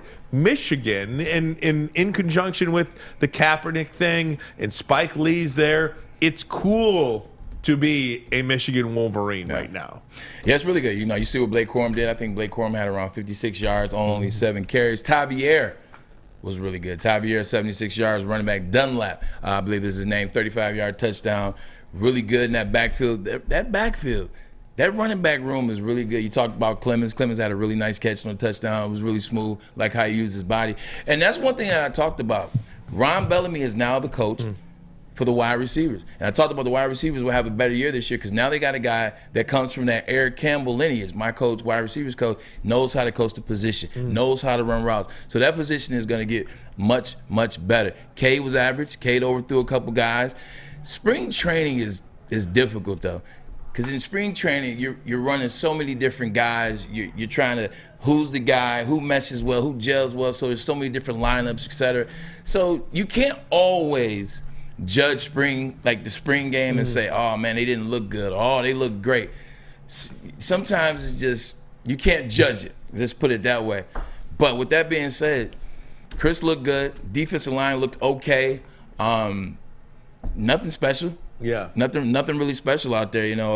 Jalen Harrell looked good. Jalen Harrell's a defensive lineman, had a strip sack towards the end of that game. You want to know who's going to replace Aiden Hutchinson, David Ajabo, or not even use the word replace, just who can now step up. So think about who they're losing, Bray. I mean, Hutchinson, Ajabo, Josh Ross, Dax Hill. I mean, a lot of guys. Those 4 players alone was their defense. Yeah. Like, those are the bright spots of that defense. But you know what? No excuses. Ohio State reloads every year. Clemson reloads, or used to Oklahoma. Michigan, it's time for you to reload and set up. So watch the game. You can't put too much emphasis on it. But I saw some things I liked. I saw some things I didn't. And defensively, that's really where we expect them to need a lot of improvement. Offensively, they're returning 3 offensive linemen from last year's championship team. They're returning both their quarterbacks. You're getting Ronnie Bell, and I said last week I fully anticipate this team. I would be disappointed if they didn't score 40 points a game. Donovan Edwards and Blake Corum, I would say. I almost think about how good Hassan Haskins was last year. Right. I would almost say that the running back tandem of Edwards and Corum this year are going to be better than Haskins and Corum were last year. I think you have that big playability with Edwards that is just off the charts. Well, his last name is Edwards, so what do you expect? Right. The only thing about that I throw caution to is Hassan and Blake were very different type of backs. So they worked well. It was like, hey, we got the big bruiser. Thunder and lightning type of guy. There you go. Where's he going to be drafted, by the way? You saw what? Where's Hassan going to go? Third round. Fifth. Okay.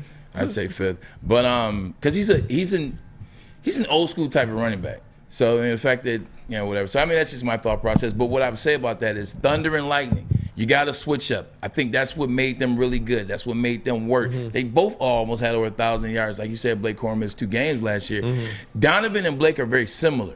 So it's gonna be interesting to see how they use those guys, how they put them on the field at the same time. And that's the point too, because I think they can put them on the field at the same time this year. Obviously, I agree. I mean, Donovan Edwards, you saw his hands in that. Was it the Maryland game? You saw his hands in that. He had 170 yards receiving. Yeah. You saw him rushing. You saw him throw the ball against Iowa. You saw him run too. So he has a lot of multifacets behind him. It's going to be an interesting year. It's all about the defense, though. Mm-hmm. It's all about the defense. We know they got a good running back room. We know J.J. McCarthy's going to be starting quarterback. Yeah, I said it. We know J.J. is going to be starting quarterback. Wide receiver room, really good. Let's not forget about Eric All. Let's not forget about the tight ends. Really good tight end group.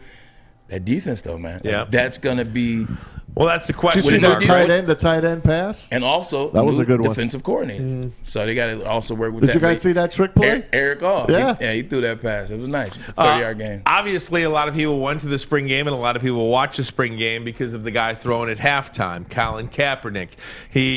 Jana Trotman from Channel 7 got a chance to talk to him after the workout, and here's what Cap had to say to her. Play it for you now. Coach Harbaugh, he's always been phenomenal for me. From the time we met at the Combine, my pro day, to him drafting me and choosing to start me.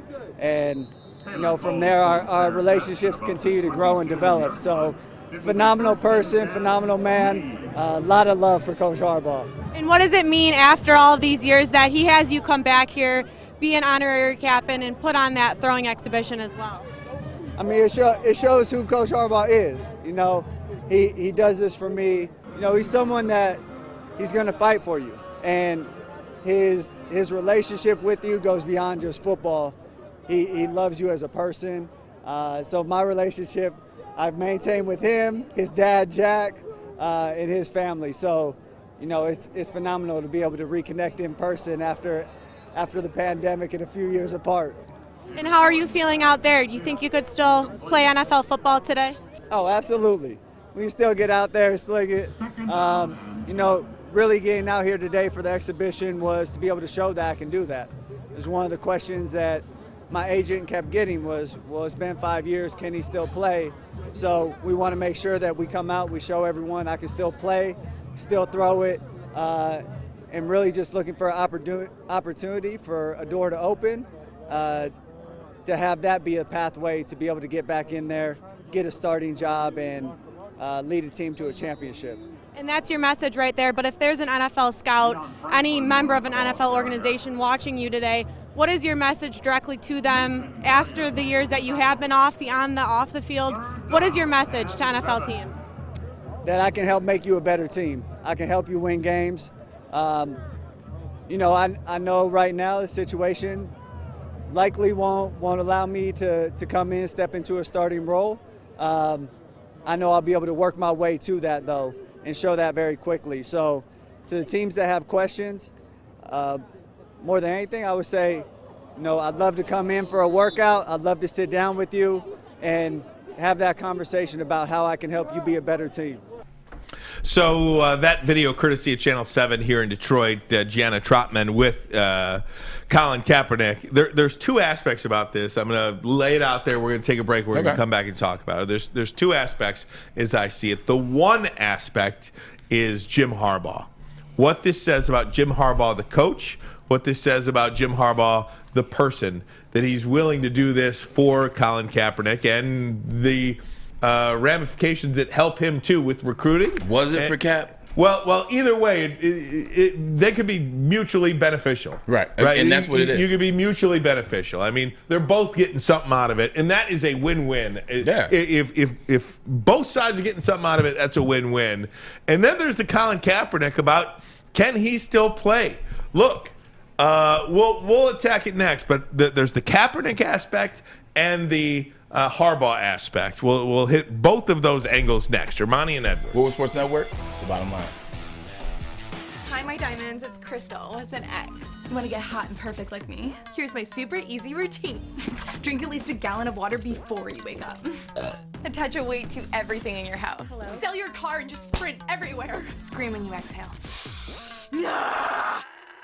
Don't follow Crystal with an X. Do your own thing at Planet Fitness with tons of equipment and free fitness training in our clean and spacious clubs. Join now for just $10 a month and cancel anytime. Detroit sports by Detroiters and for Detroiters. This is Detroit Sports Network. This is Woodward Sports. Hey, everybody, another beautiful day in Michigan. Gray and gloomy, rainy and cold. You're not going to get a tan. You're not going to start looking good.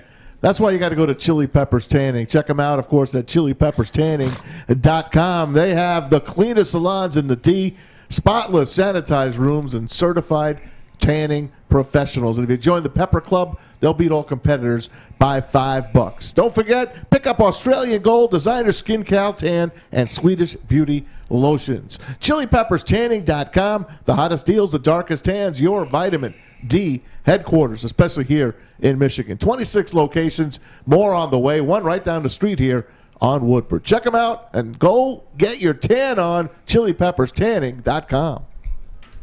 Oh, man, you know what? We talked about WrestleMania this past weekend. It was very lackluster. Gypsy Vodka got me through. Michigan's own gluten-free vodka, corn distilled 6 times using artesian spring water. Stuff is pure. Stuff is smooth. Really, really good. Adam and Mike, you got it right this time. 50 formulas went into creating this. 50? Oh, man, Ryan, 50. Only 50 formulas over there, Alex. But they got it right this time, Mac. Adam and Mike, you got one with this one. Also, they believe in their product so much, you know what? They don't want you buying chasers. They make it ready now. Moscow Mules in the can. That's also what Gypsy Vodka is doing. They are on to something. Go down to your liquor store and ask for it by name. Gypsy. Remember, if you're going to drink responsibly. All right, gang, here. I want to talk about this Colin Kaepernick situation, and we'll first do it, we'll bring it local here. How it affects Jim Harbaugh.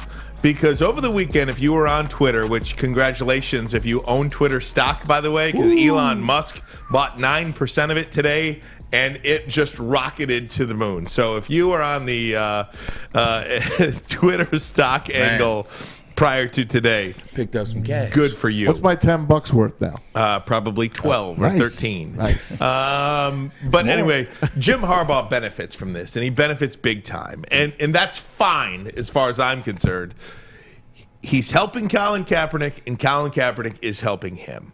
It is cool to be involved with Michigan. When you see Spike Lee and all this Michigan gear, and you see Cap and all this Michigan gear, and you see everybody talking about how great Jim Harbaugh is, that is only good for recruiting. Definitely good for recruiting. You know, 75% of the players in the team are black. You start talking about stand with Cap.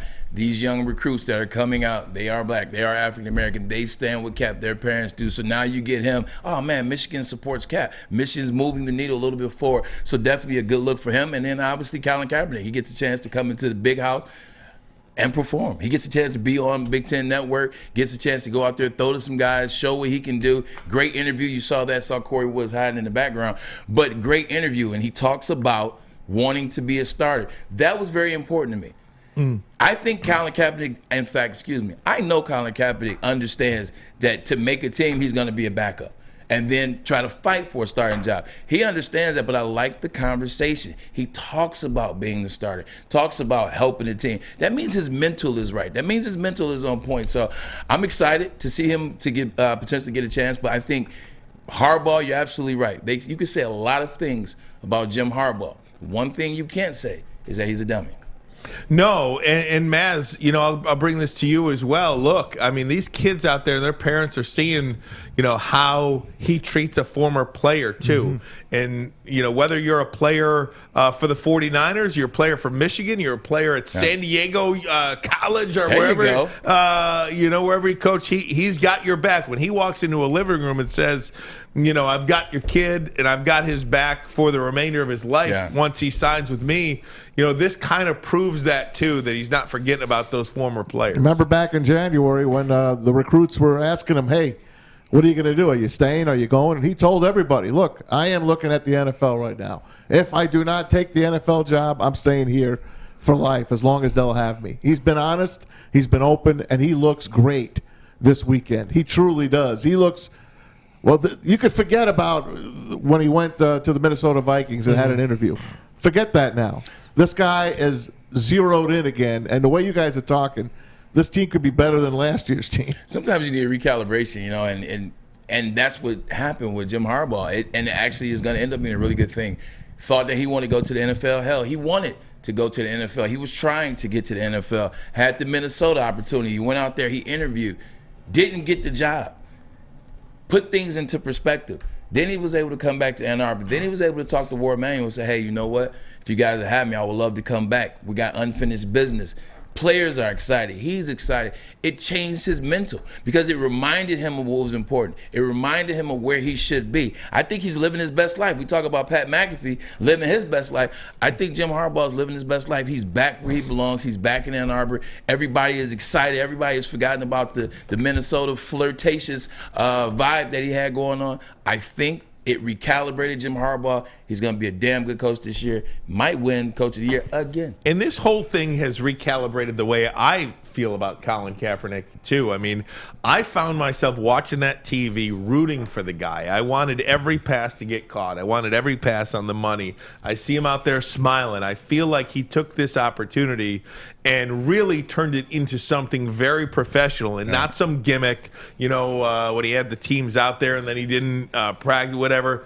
You know, that was then, this is now. And I do think he's taken this very seriously, and he's really trying to show an NFL team what he's got. And I, Ryan Ermanni, am rooting for the guy. And that's a total 180 from where I was 4, 5, 6 years ago. I was, you know, and I'll admit that. I feel like he didn't do anything that I think you deserve a life sentence for. In fact, I think he did something that now, after, you know, hearing people talk about it, listening, opening up my ears, not only did he do something that's not a life sentence, he did something that's pretty damn admirable. Ryan Ermanni, Maz, you know you're the king. You're the king of nostalgia. You're the king of history as it relates to sports. Your guy is Howard Cosell. Who was Howard Cosell's favorite person? Muhammad Ali. What did Muhammad Ali do? He took a stance. He gave up everything, or he potentially he did risked everything. His prime was given away. That's why he lost that fight against Joe Frazier the first time. He would have won that fight. But anyway, came fresh out of jail for that. Came fresh out of jail. He put everything on the line for what he believed in. What did he say? He said, hey, look, man, why you got me going over here 3,000 miles? They never did anything to me. Same thing with Colin. He stood firm, and that's the one thing I respect about what Colin did.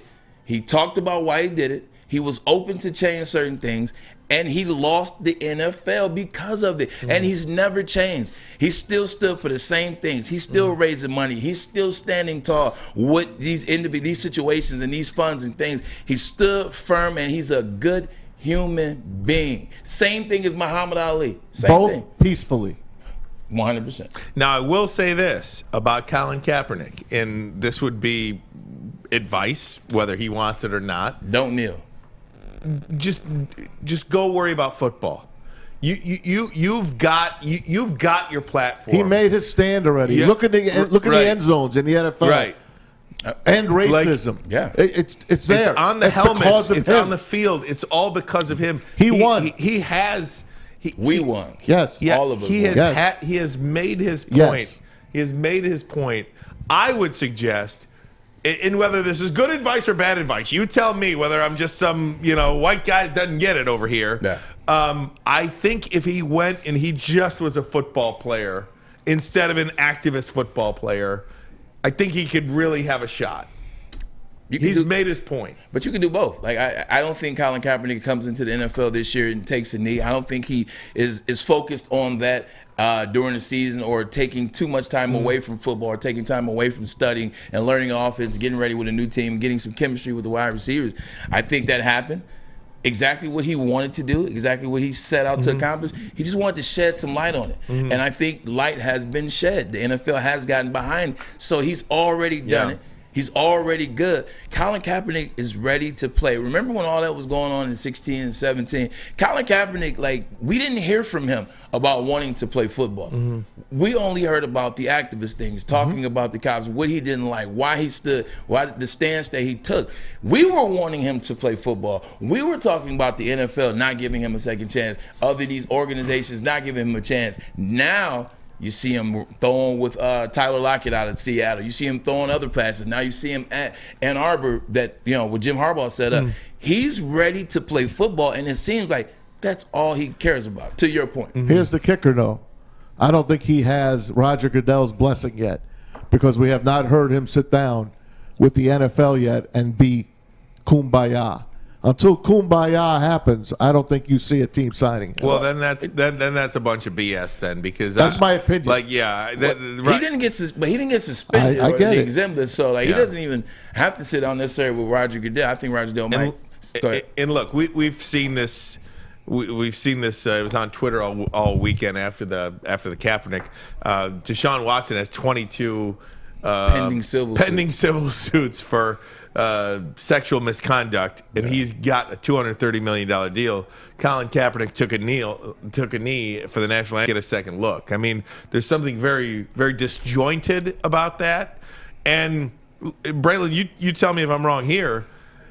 Football coaches in general don't want to answer any questions other than football questions. No. Right? They don't want to hear about your off the field. They don't want to hear about your girlfriend. They don't want to hear about your kids. They don't want to hear about the game 2 weeks from now. Yeah.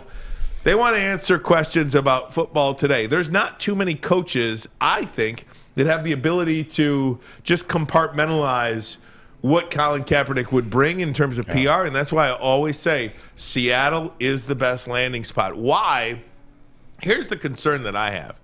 If you're Seattle, you got no quarterback. Nope. Drew Lock is the quarterback. No offense to Drew Lock. Supposedly they like him. Okay, then that's fine. He's no quarterback. Why can't you bring him in for a workout? That's what I don't understand. Forget about getting signed to an NFL team. Where is the NFL team that is willing to give Colin Kaepernick a headquarter workout? Bring him to your facilities, to your headquarters, and give him a workout. Why hasn't that happened yet? Because I just told you why. Aren't we past that now? The reason why it happened. Look at what happened on Twitter when Jim Harbaugh bought Colin Kaepernick. As soon as they announced that he was going to be the honorary quarterback, haters come out. Ann Arbor, shocking. Ann Arbor going after Colin Kaepernick, going after Jim Harbaugh in Michigan. I even saw, I think you told me, Michigan fans say, you know what, maybe I'll go start cheering for Ohio State. I saw that a couple of times. With that BS, that's the same thing. So in the NFL, the majority of the NFL fans side with the individuals that are making those comments about Cap in Ann Arbor and being there. So when you bring him in, if you're not going to bring him in to keep him and you really want to go that route, then you don't need to bring him in. Because people, as soon as you bring them in, oh man, they went and got Kaepernick. Oh man, we ain't going for that. Is this what our organization has got to? They're going to the guy that disrespected the flag. That is still very real, and people don't want to deal with it. He ain't going anywhere until Goodell says he's going somewhere. I'm telling you. I don't get it, man. And like I said, I am a guy that completely flipped the way I feel about Colin Kaepernick in this whole situation.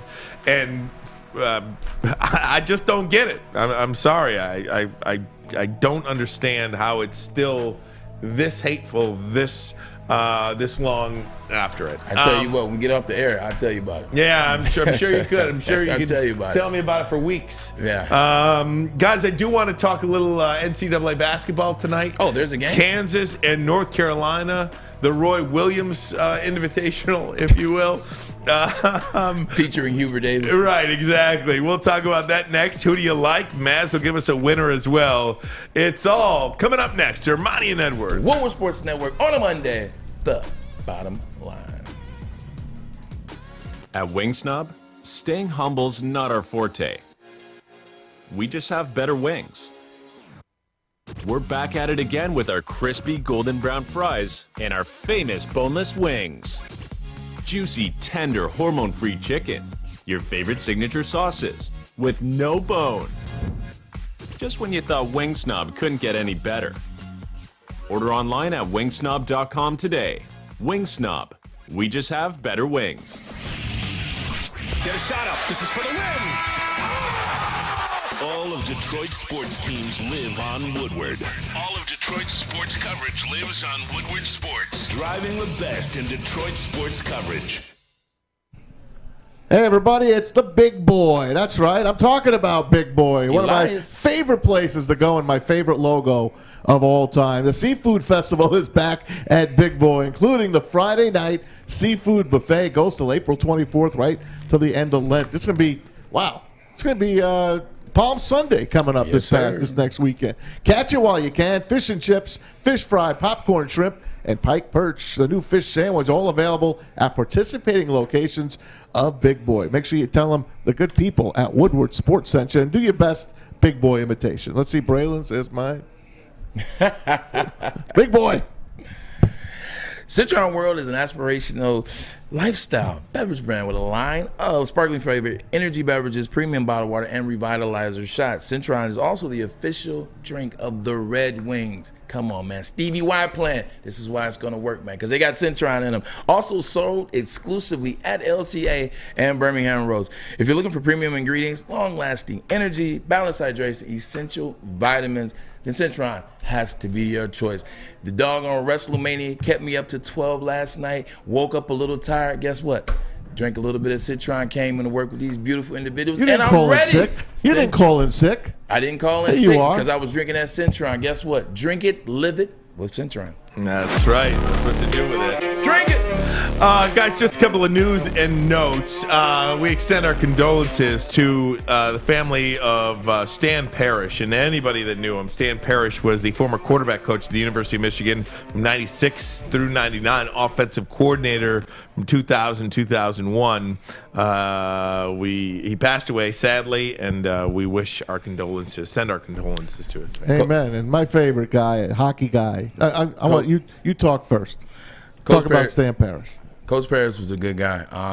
He was there my freshman year, and then my sophomore year he left and went to Tampa and actually won a Super Bowl essentially down there in Tampa. Just a good guy. He's a great guy, man. I was always able to go to him and talk to him if it couldn't talk to Soup or couldn't talk to Lloyd.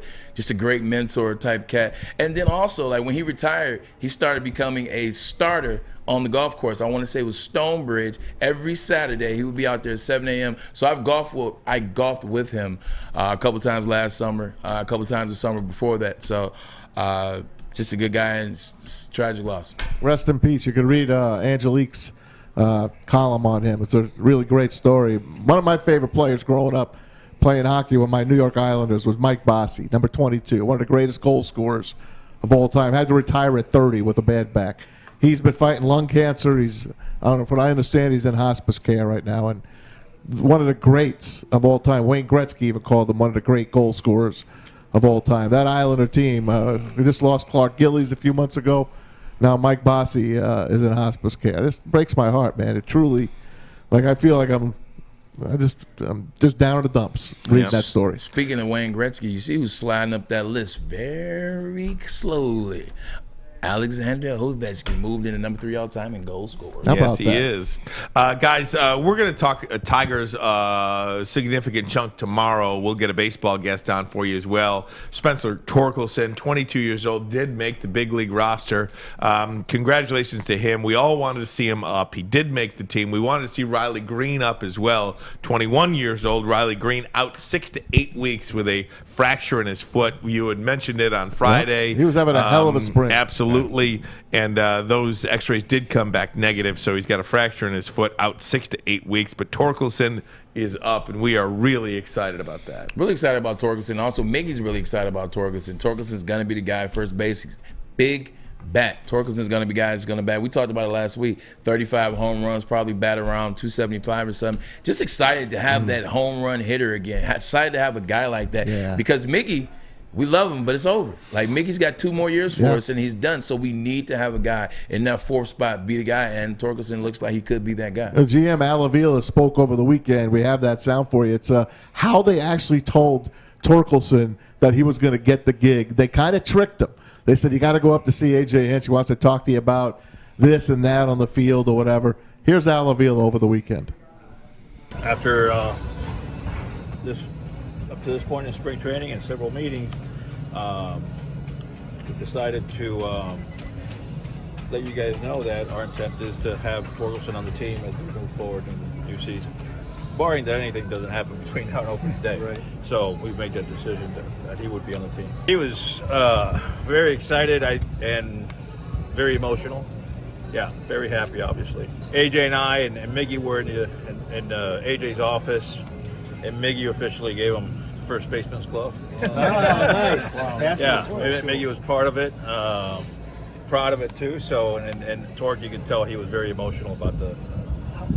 We were fully expecting for him to come in and compete and do good. Our expectation was, and our hope was that he showed us that he can do this. And so, announcing it today more or less because we wanted him to relax now. And you guys, obviously, the speculation and to get all that behind us. Now, obviously, things have to go well between now and opening day and no setbacks and to make it happen finally. But we felt this is a good time for him to kind of just settle in and just get ready for the season. That's right. Get ready for the season. So that was Al Avila. Tigers, by the way, today 4-2 winners over the Blue Jays. 5-9 in Grapefruit League play. Tarek Skubal, 5 innings, 5 hits, no runs, no walks, 8 strikeouts for him. Ooh. Torkelson was 0 for 2 today with a walk and a strikeout. He did speak after that as well. Here's his take on making the club. I wasn't sure. Once George came over to my locker and was like, hey, let's go talk to AJ. It's like mixed feelings. I was like, all right, I'm going to find out right now. And then they asked me about a play yesterday, that Tweener Bowl.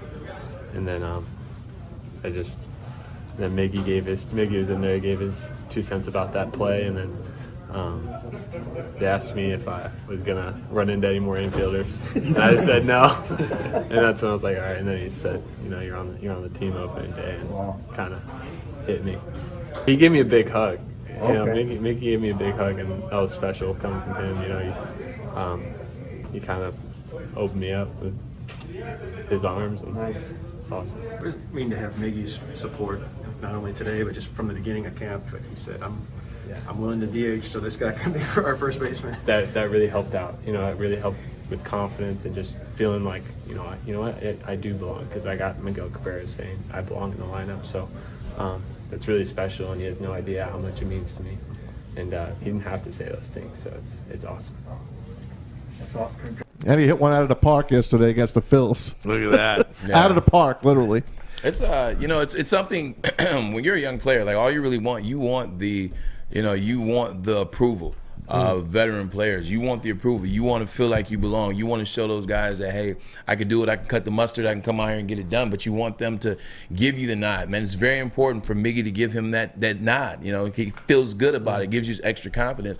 I remember my rookie year, Trent Dilfer, who was the guy ended up starting that year. He gave me the nod, after I think the second game of the season, kind of gave me the nod and said, hey, I think Braylon's ready. He's here. He's been doing all the things necessary. And it felt good. I didn't like Trent Dilfer, but I still needed his approval. I still wanted that. And when he gave it, made everything a little smoother. Javi Baez got hit with a 94-mile-an-hour fastball today. He should be okay. Keyword is it about to be over before it starts? I can't hack this crap. Should be okay. Come on. Hey, UNC Kansas tonight. Braylon, who do you got? Who do you like? Give me a score. I like Kansas. So, like we talked about, I picked North Carolina along with Maz, along with Al May on Friday. They're playing the best ball. You see what R.J. Davis is doing. They switched to R.J. Davis, I want to say, towards the end of the season, made him the distributor of the basketball, point guard. And he's been balling. They play a lot better since. Caleb Love is doing his thing. Armando Bacot is the most consistent big man in the country, led the nation with double-doubles. But he's a little bit banged up. With all that being said, it's something about North Carolina having to get up to beat Duke at the end of the year. Something about North Carolina having to get up to play Duke. Everything that was on the line. The first time they ever met in the NCAA tournament, Mike Krzyzewski's last potential game. It's a lot, man, to get your mental up for that game, to meet that challenge, to meet what's going on. It takes a lot out of you. So to turn around after Saturday, get one day off Sunday, and then to turn right back around with a #1 seed in Kansas, who's playing darn good as well. McCormick and Ajigbe play really well. It's tough. Meanwhile, they had a cakewalk on Saturday. So something about Kansas road being a little bit easier. I think North Carolina get too high, had to come back down. I'm taking Kansas tonight. You remember Carolina up 26 against Baylor a couple of Saturdays ago, and they pissed that away. Baylor goes to overtime, winds up losing it. This team, I don't know, they have something about them. Yeah. They have a swagger about them. And if Bacot is going to play tonight, I mean, he's gotten 21 rebounds against last game, 24 rebounds against St. Peter's. If he could play on the one leg, I love him tonight. I will tell you this. Watch the refs tonight. I really believe they would want Carolina to win this game, only to avoid an embarrassment of Kansas having to give this championship back once they get those 5 big I mean, they're like FBI's involved in this. I mean, they could walk into jail for crying out loud after this. Ugly program. Watch out. Ugly. Referees are going to be favoring the blue. The only thing that bothers me is North Carolina doesn't have another big to replace Baycott. And what you're going to see when they lost this year, when they struggled this year, they got Baycott in foul trouble. The teams that were playing against them, they went after Baycott, got him in foul trouble. Once you get him out of there, how do you replace 25 rebounds? They don't have another guy like that. So you get him in foul trouble with McCormick. It could be really tough for North Carolina. That's going to be the game set. Hannick has to come up huge for UNC. Hannick has been shooting the ball really well. Who's that big fella with the looks like Bill Walton? The big Bill Walton looks like who's that singer? Hannick? Yeah, it's Hannick. Who's the singer I'm thinking of? With the red hair. Chris Staples? No. Ed Sheeran? Yes, Ed Sheeran. Look at Ed Sheeran. He's that Ed Sheeran looking guy. He looks like the guy in Game of Thrones. Yeah. John Snow's boy, the wildling. Yes. That's what he looks like. Freaking wildling. I'm rooting for Carolina. How about that? I don't give a damn. Freaking wildling. I just want to stay awake. Mass is a wildling. We'll see you at halftime, Mass. Videos of the day next. Woodward Sports Network. The bottom line. Everything that we've hoped for, finally. He's going deep, right side.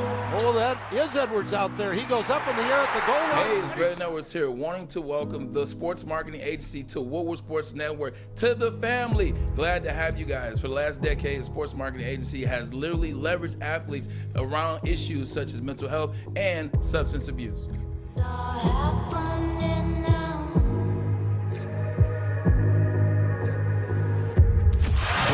Show here, and that's how you answer.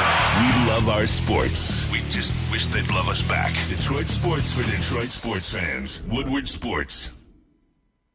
Hey, gang! Hey!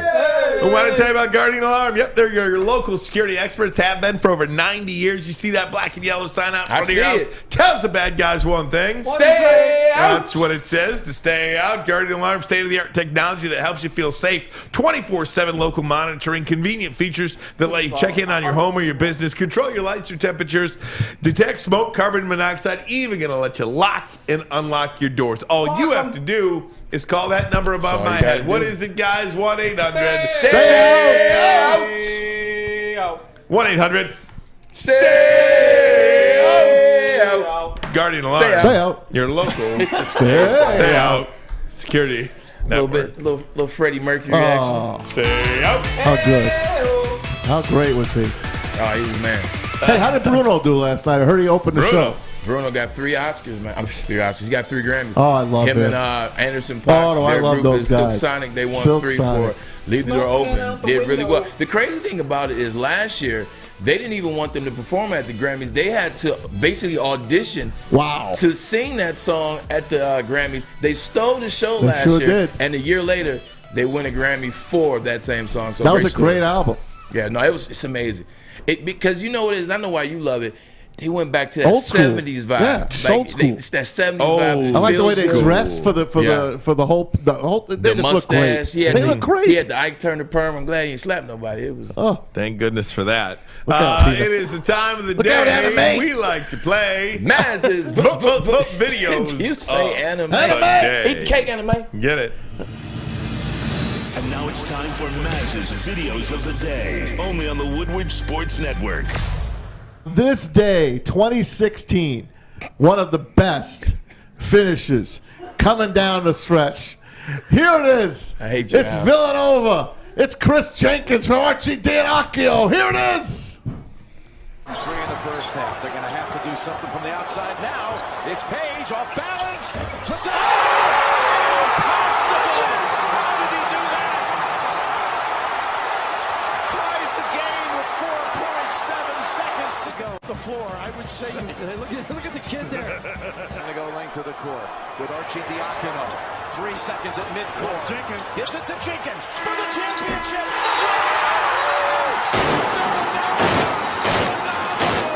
The national champions with Jenkins hitting the winner at the buzzer. Jim, they're going to check it. I thought it was good live, but how about those onions? A counter. Do you know what type of brass do you know what type of brass you have to have with I think they had 6 seconds or something. I think it was 7 seconds. You know what type of brass you have to not try to take the ball to the hoop to get fouled? Game's tied. Yeah, see, that's where it minimizes it for me. If you're down by 1 or 2. Exactly. Game's tied. That joker, Chris Jenkins, said, oh, no, I got this, and ended the game. That's an amazing shot. That's amazing brass by him. Phenomenal. North Carolina will come back the following year and win next year. And that game went really late, and I petered out at the end, and then I wake up and I see them celebrate. Miserable. I had to get up, and thank God you got the rewind. Right, I rewound it and watched it. I mean, give me a break. The best part of that is watching Michael Jordan's face when Caleb hit the shot to tie it, or no, Cody White. When Cody White hit the shot to tie it, Michael Jordan throws his hands there, he does that, and you know what? Marcus Page, excuse me. And then six, I see you over there. You could have said Al May, and we said, okay. 6 seconds later, Jordan was like, oh, dang. Is that where the Jordan meme came in after that? Crying Jordan. That might have been. All right, I got plenty here for you guys today. Over the weekend, Houston Rockets. Playing a little NBA basketball. A streaker runs onto the court. Check this dude out. This is great. This guy takes a beating. He takes a good beating. Beat him. Play it again, Alex. I missed him running out on the field. I missed him running out on the court. I just want to know. I just want to know this. What are you thinking? Well, obviously that's the first question, but we get that one. Where the hell are your clothes at? Who saw you take them off? This is the Houston Rockets who are in last place in the NBA. This isn't the Super Bowl. Where do you make that decision? What made you say, you know what? Nah, tonight's the night. I'm getting naked and going out there on half court. That's funny. Did you see Jalen Green looking at him? Just looking at him, and he just took a beating. Yeah. Keep it in the basketball family. Have you ever seen Kyrie's drill? Look at Kyrie Irving's dribble drill. This is amazing. Best handles the NBA has ever seen. Each finger touches the ball independently. It's like playing a piano. Yeah. Best look at that. Handles the NBA. Curly Neal, rest in peace, would be very proud of that. That is some ball handling, man. Kyrie Irving is the most skilled point guard I've ever seen. Okay, basketball handling. He's just different. Jesus. It's great. He's just different. Get that ball handling I bet you're a good ball handler. I am. I'm great. I'm just terrific. This one's for Alex. The last time a Big Ten team won a championship happened to be in the Hoosier Dome in Indianapolis. This day in sports in 2000. I was there. Way outside. Look at Cleaves yet again with a three. He looks up at the Flint faithful up here behind him. Not a foul anywhere. And outside, Cleaves was fouled, and he may, he hurt himself. He did. He really hurt himself. See, and I said this on Saturday. Teddy Dupay does not guard people defensively. He mugs them. And Cleaves is on the way back. And now they're starting to realize it here in the arena. It's like a heavyweight prize fighter moment.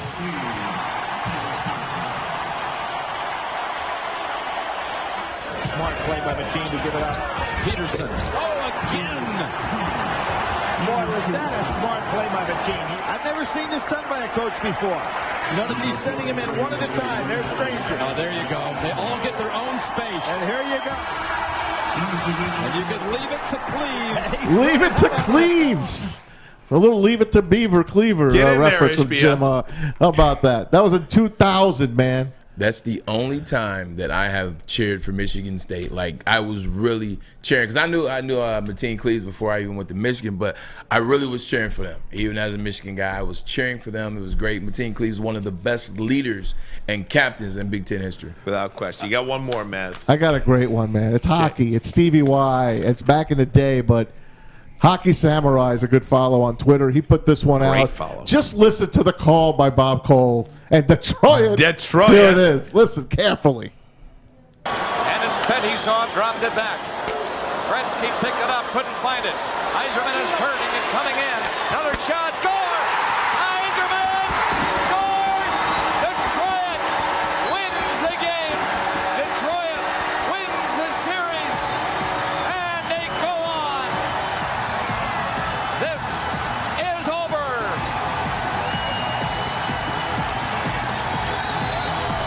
Oh, look at Scotty Bowman run on Listen the to ice. that jock jams, too. Isn't that It great? definitely is jock jam, Jack. I mean, I'll never forget this. Neither will I. Look at that. Man, neither will the St. Louis Blues. Those are some ugly Blues Gretzky uniforms. was on that team, He I think, was. yeah. They traded for him at half season, I think, at mid-season, if I'm not mistaken. You got a point, Ryan. Those jerseys are god awful. Yeah, those were horrible. Terrible, terrible. Those were horrible. But is that a great call? That's or a is that great call. Detroit, Bob Colin, Harry It's all Neal. Detroit here. Guys, hell of a day out of you guys. And Hey, guys. We'll be back tomorrow, gang, Braylon. We will be back. We will be back tomorrow. We'll get into some Tiger stuff. You got opening day coming up Friday. We will be downtown at Brass Rail. It's gonna be fun. We'll get some NBA stuff as well, man. I love the NBA. It's about that time. 3 games left, so I'm gonna come hard with the information, with the knowledge. Al May, shut up. I know you're thinking about it already. Check this out. Good show. Appreciate you guys smashing the like button, tuning in, listening. Smash it. Whatever you're doing, we appreciate it. We're getting better and better and better. This is only the beginning. For Sam, Alex, Maz on the couch, my big guy over here, Ryan Ermanni, I'm Edwards. That's what's up. And this is the bottom line.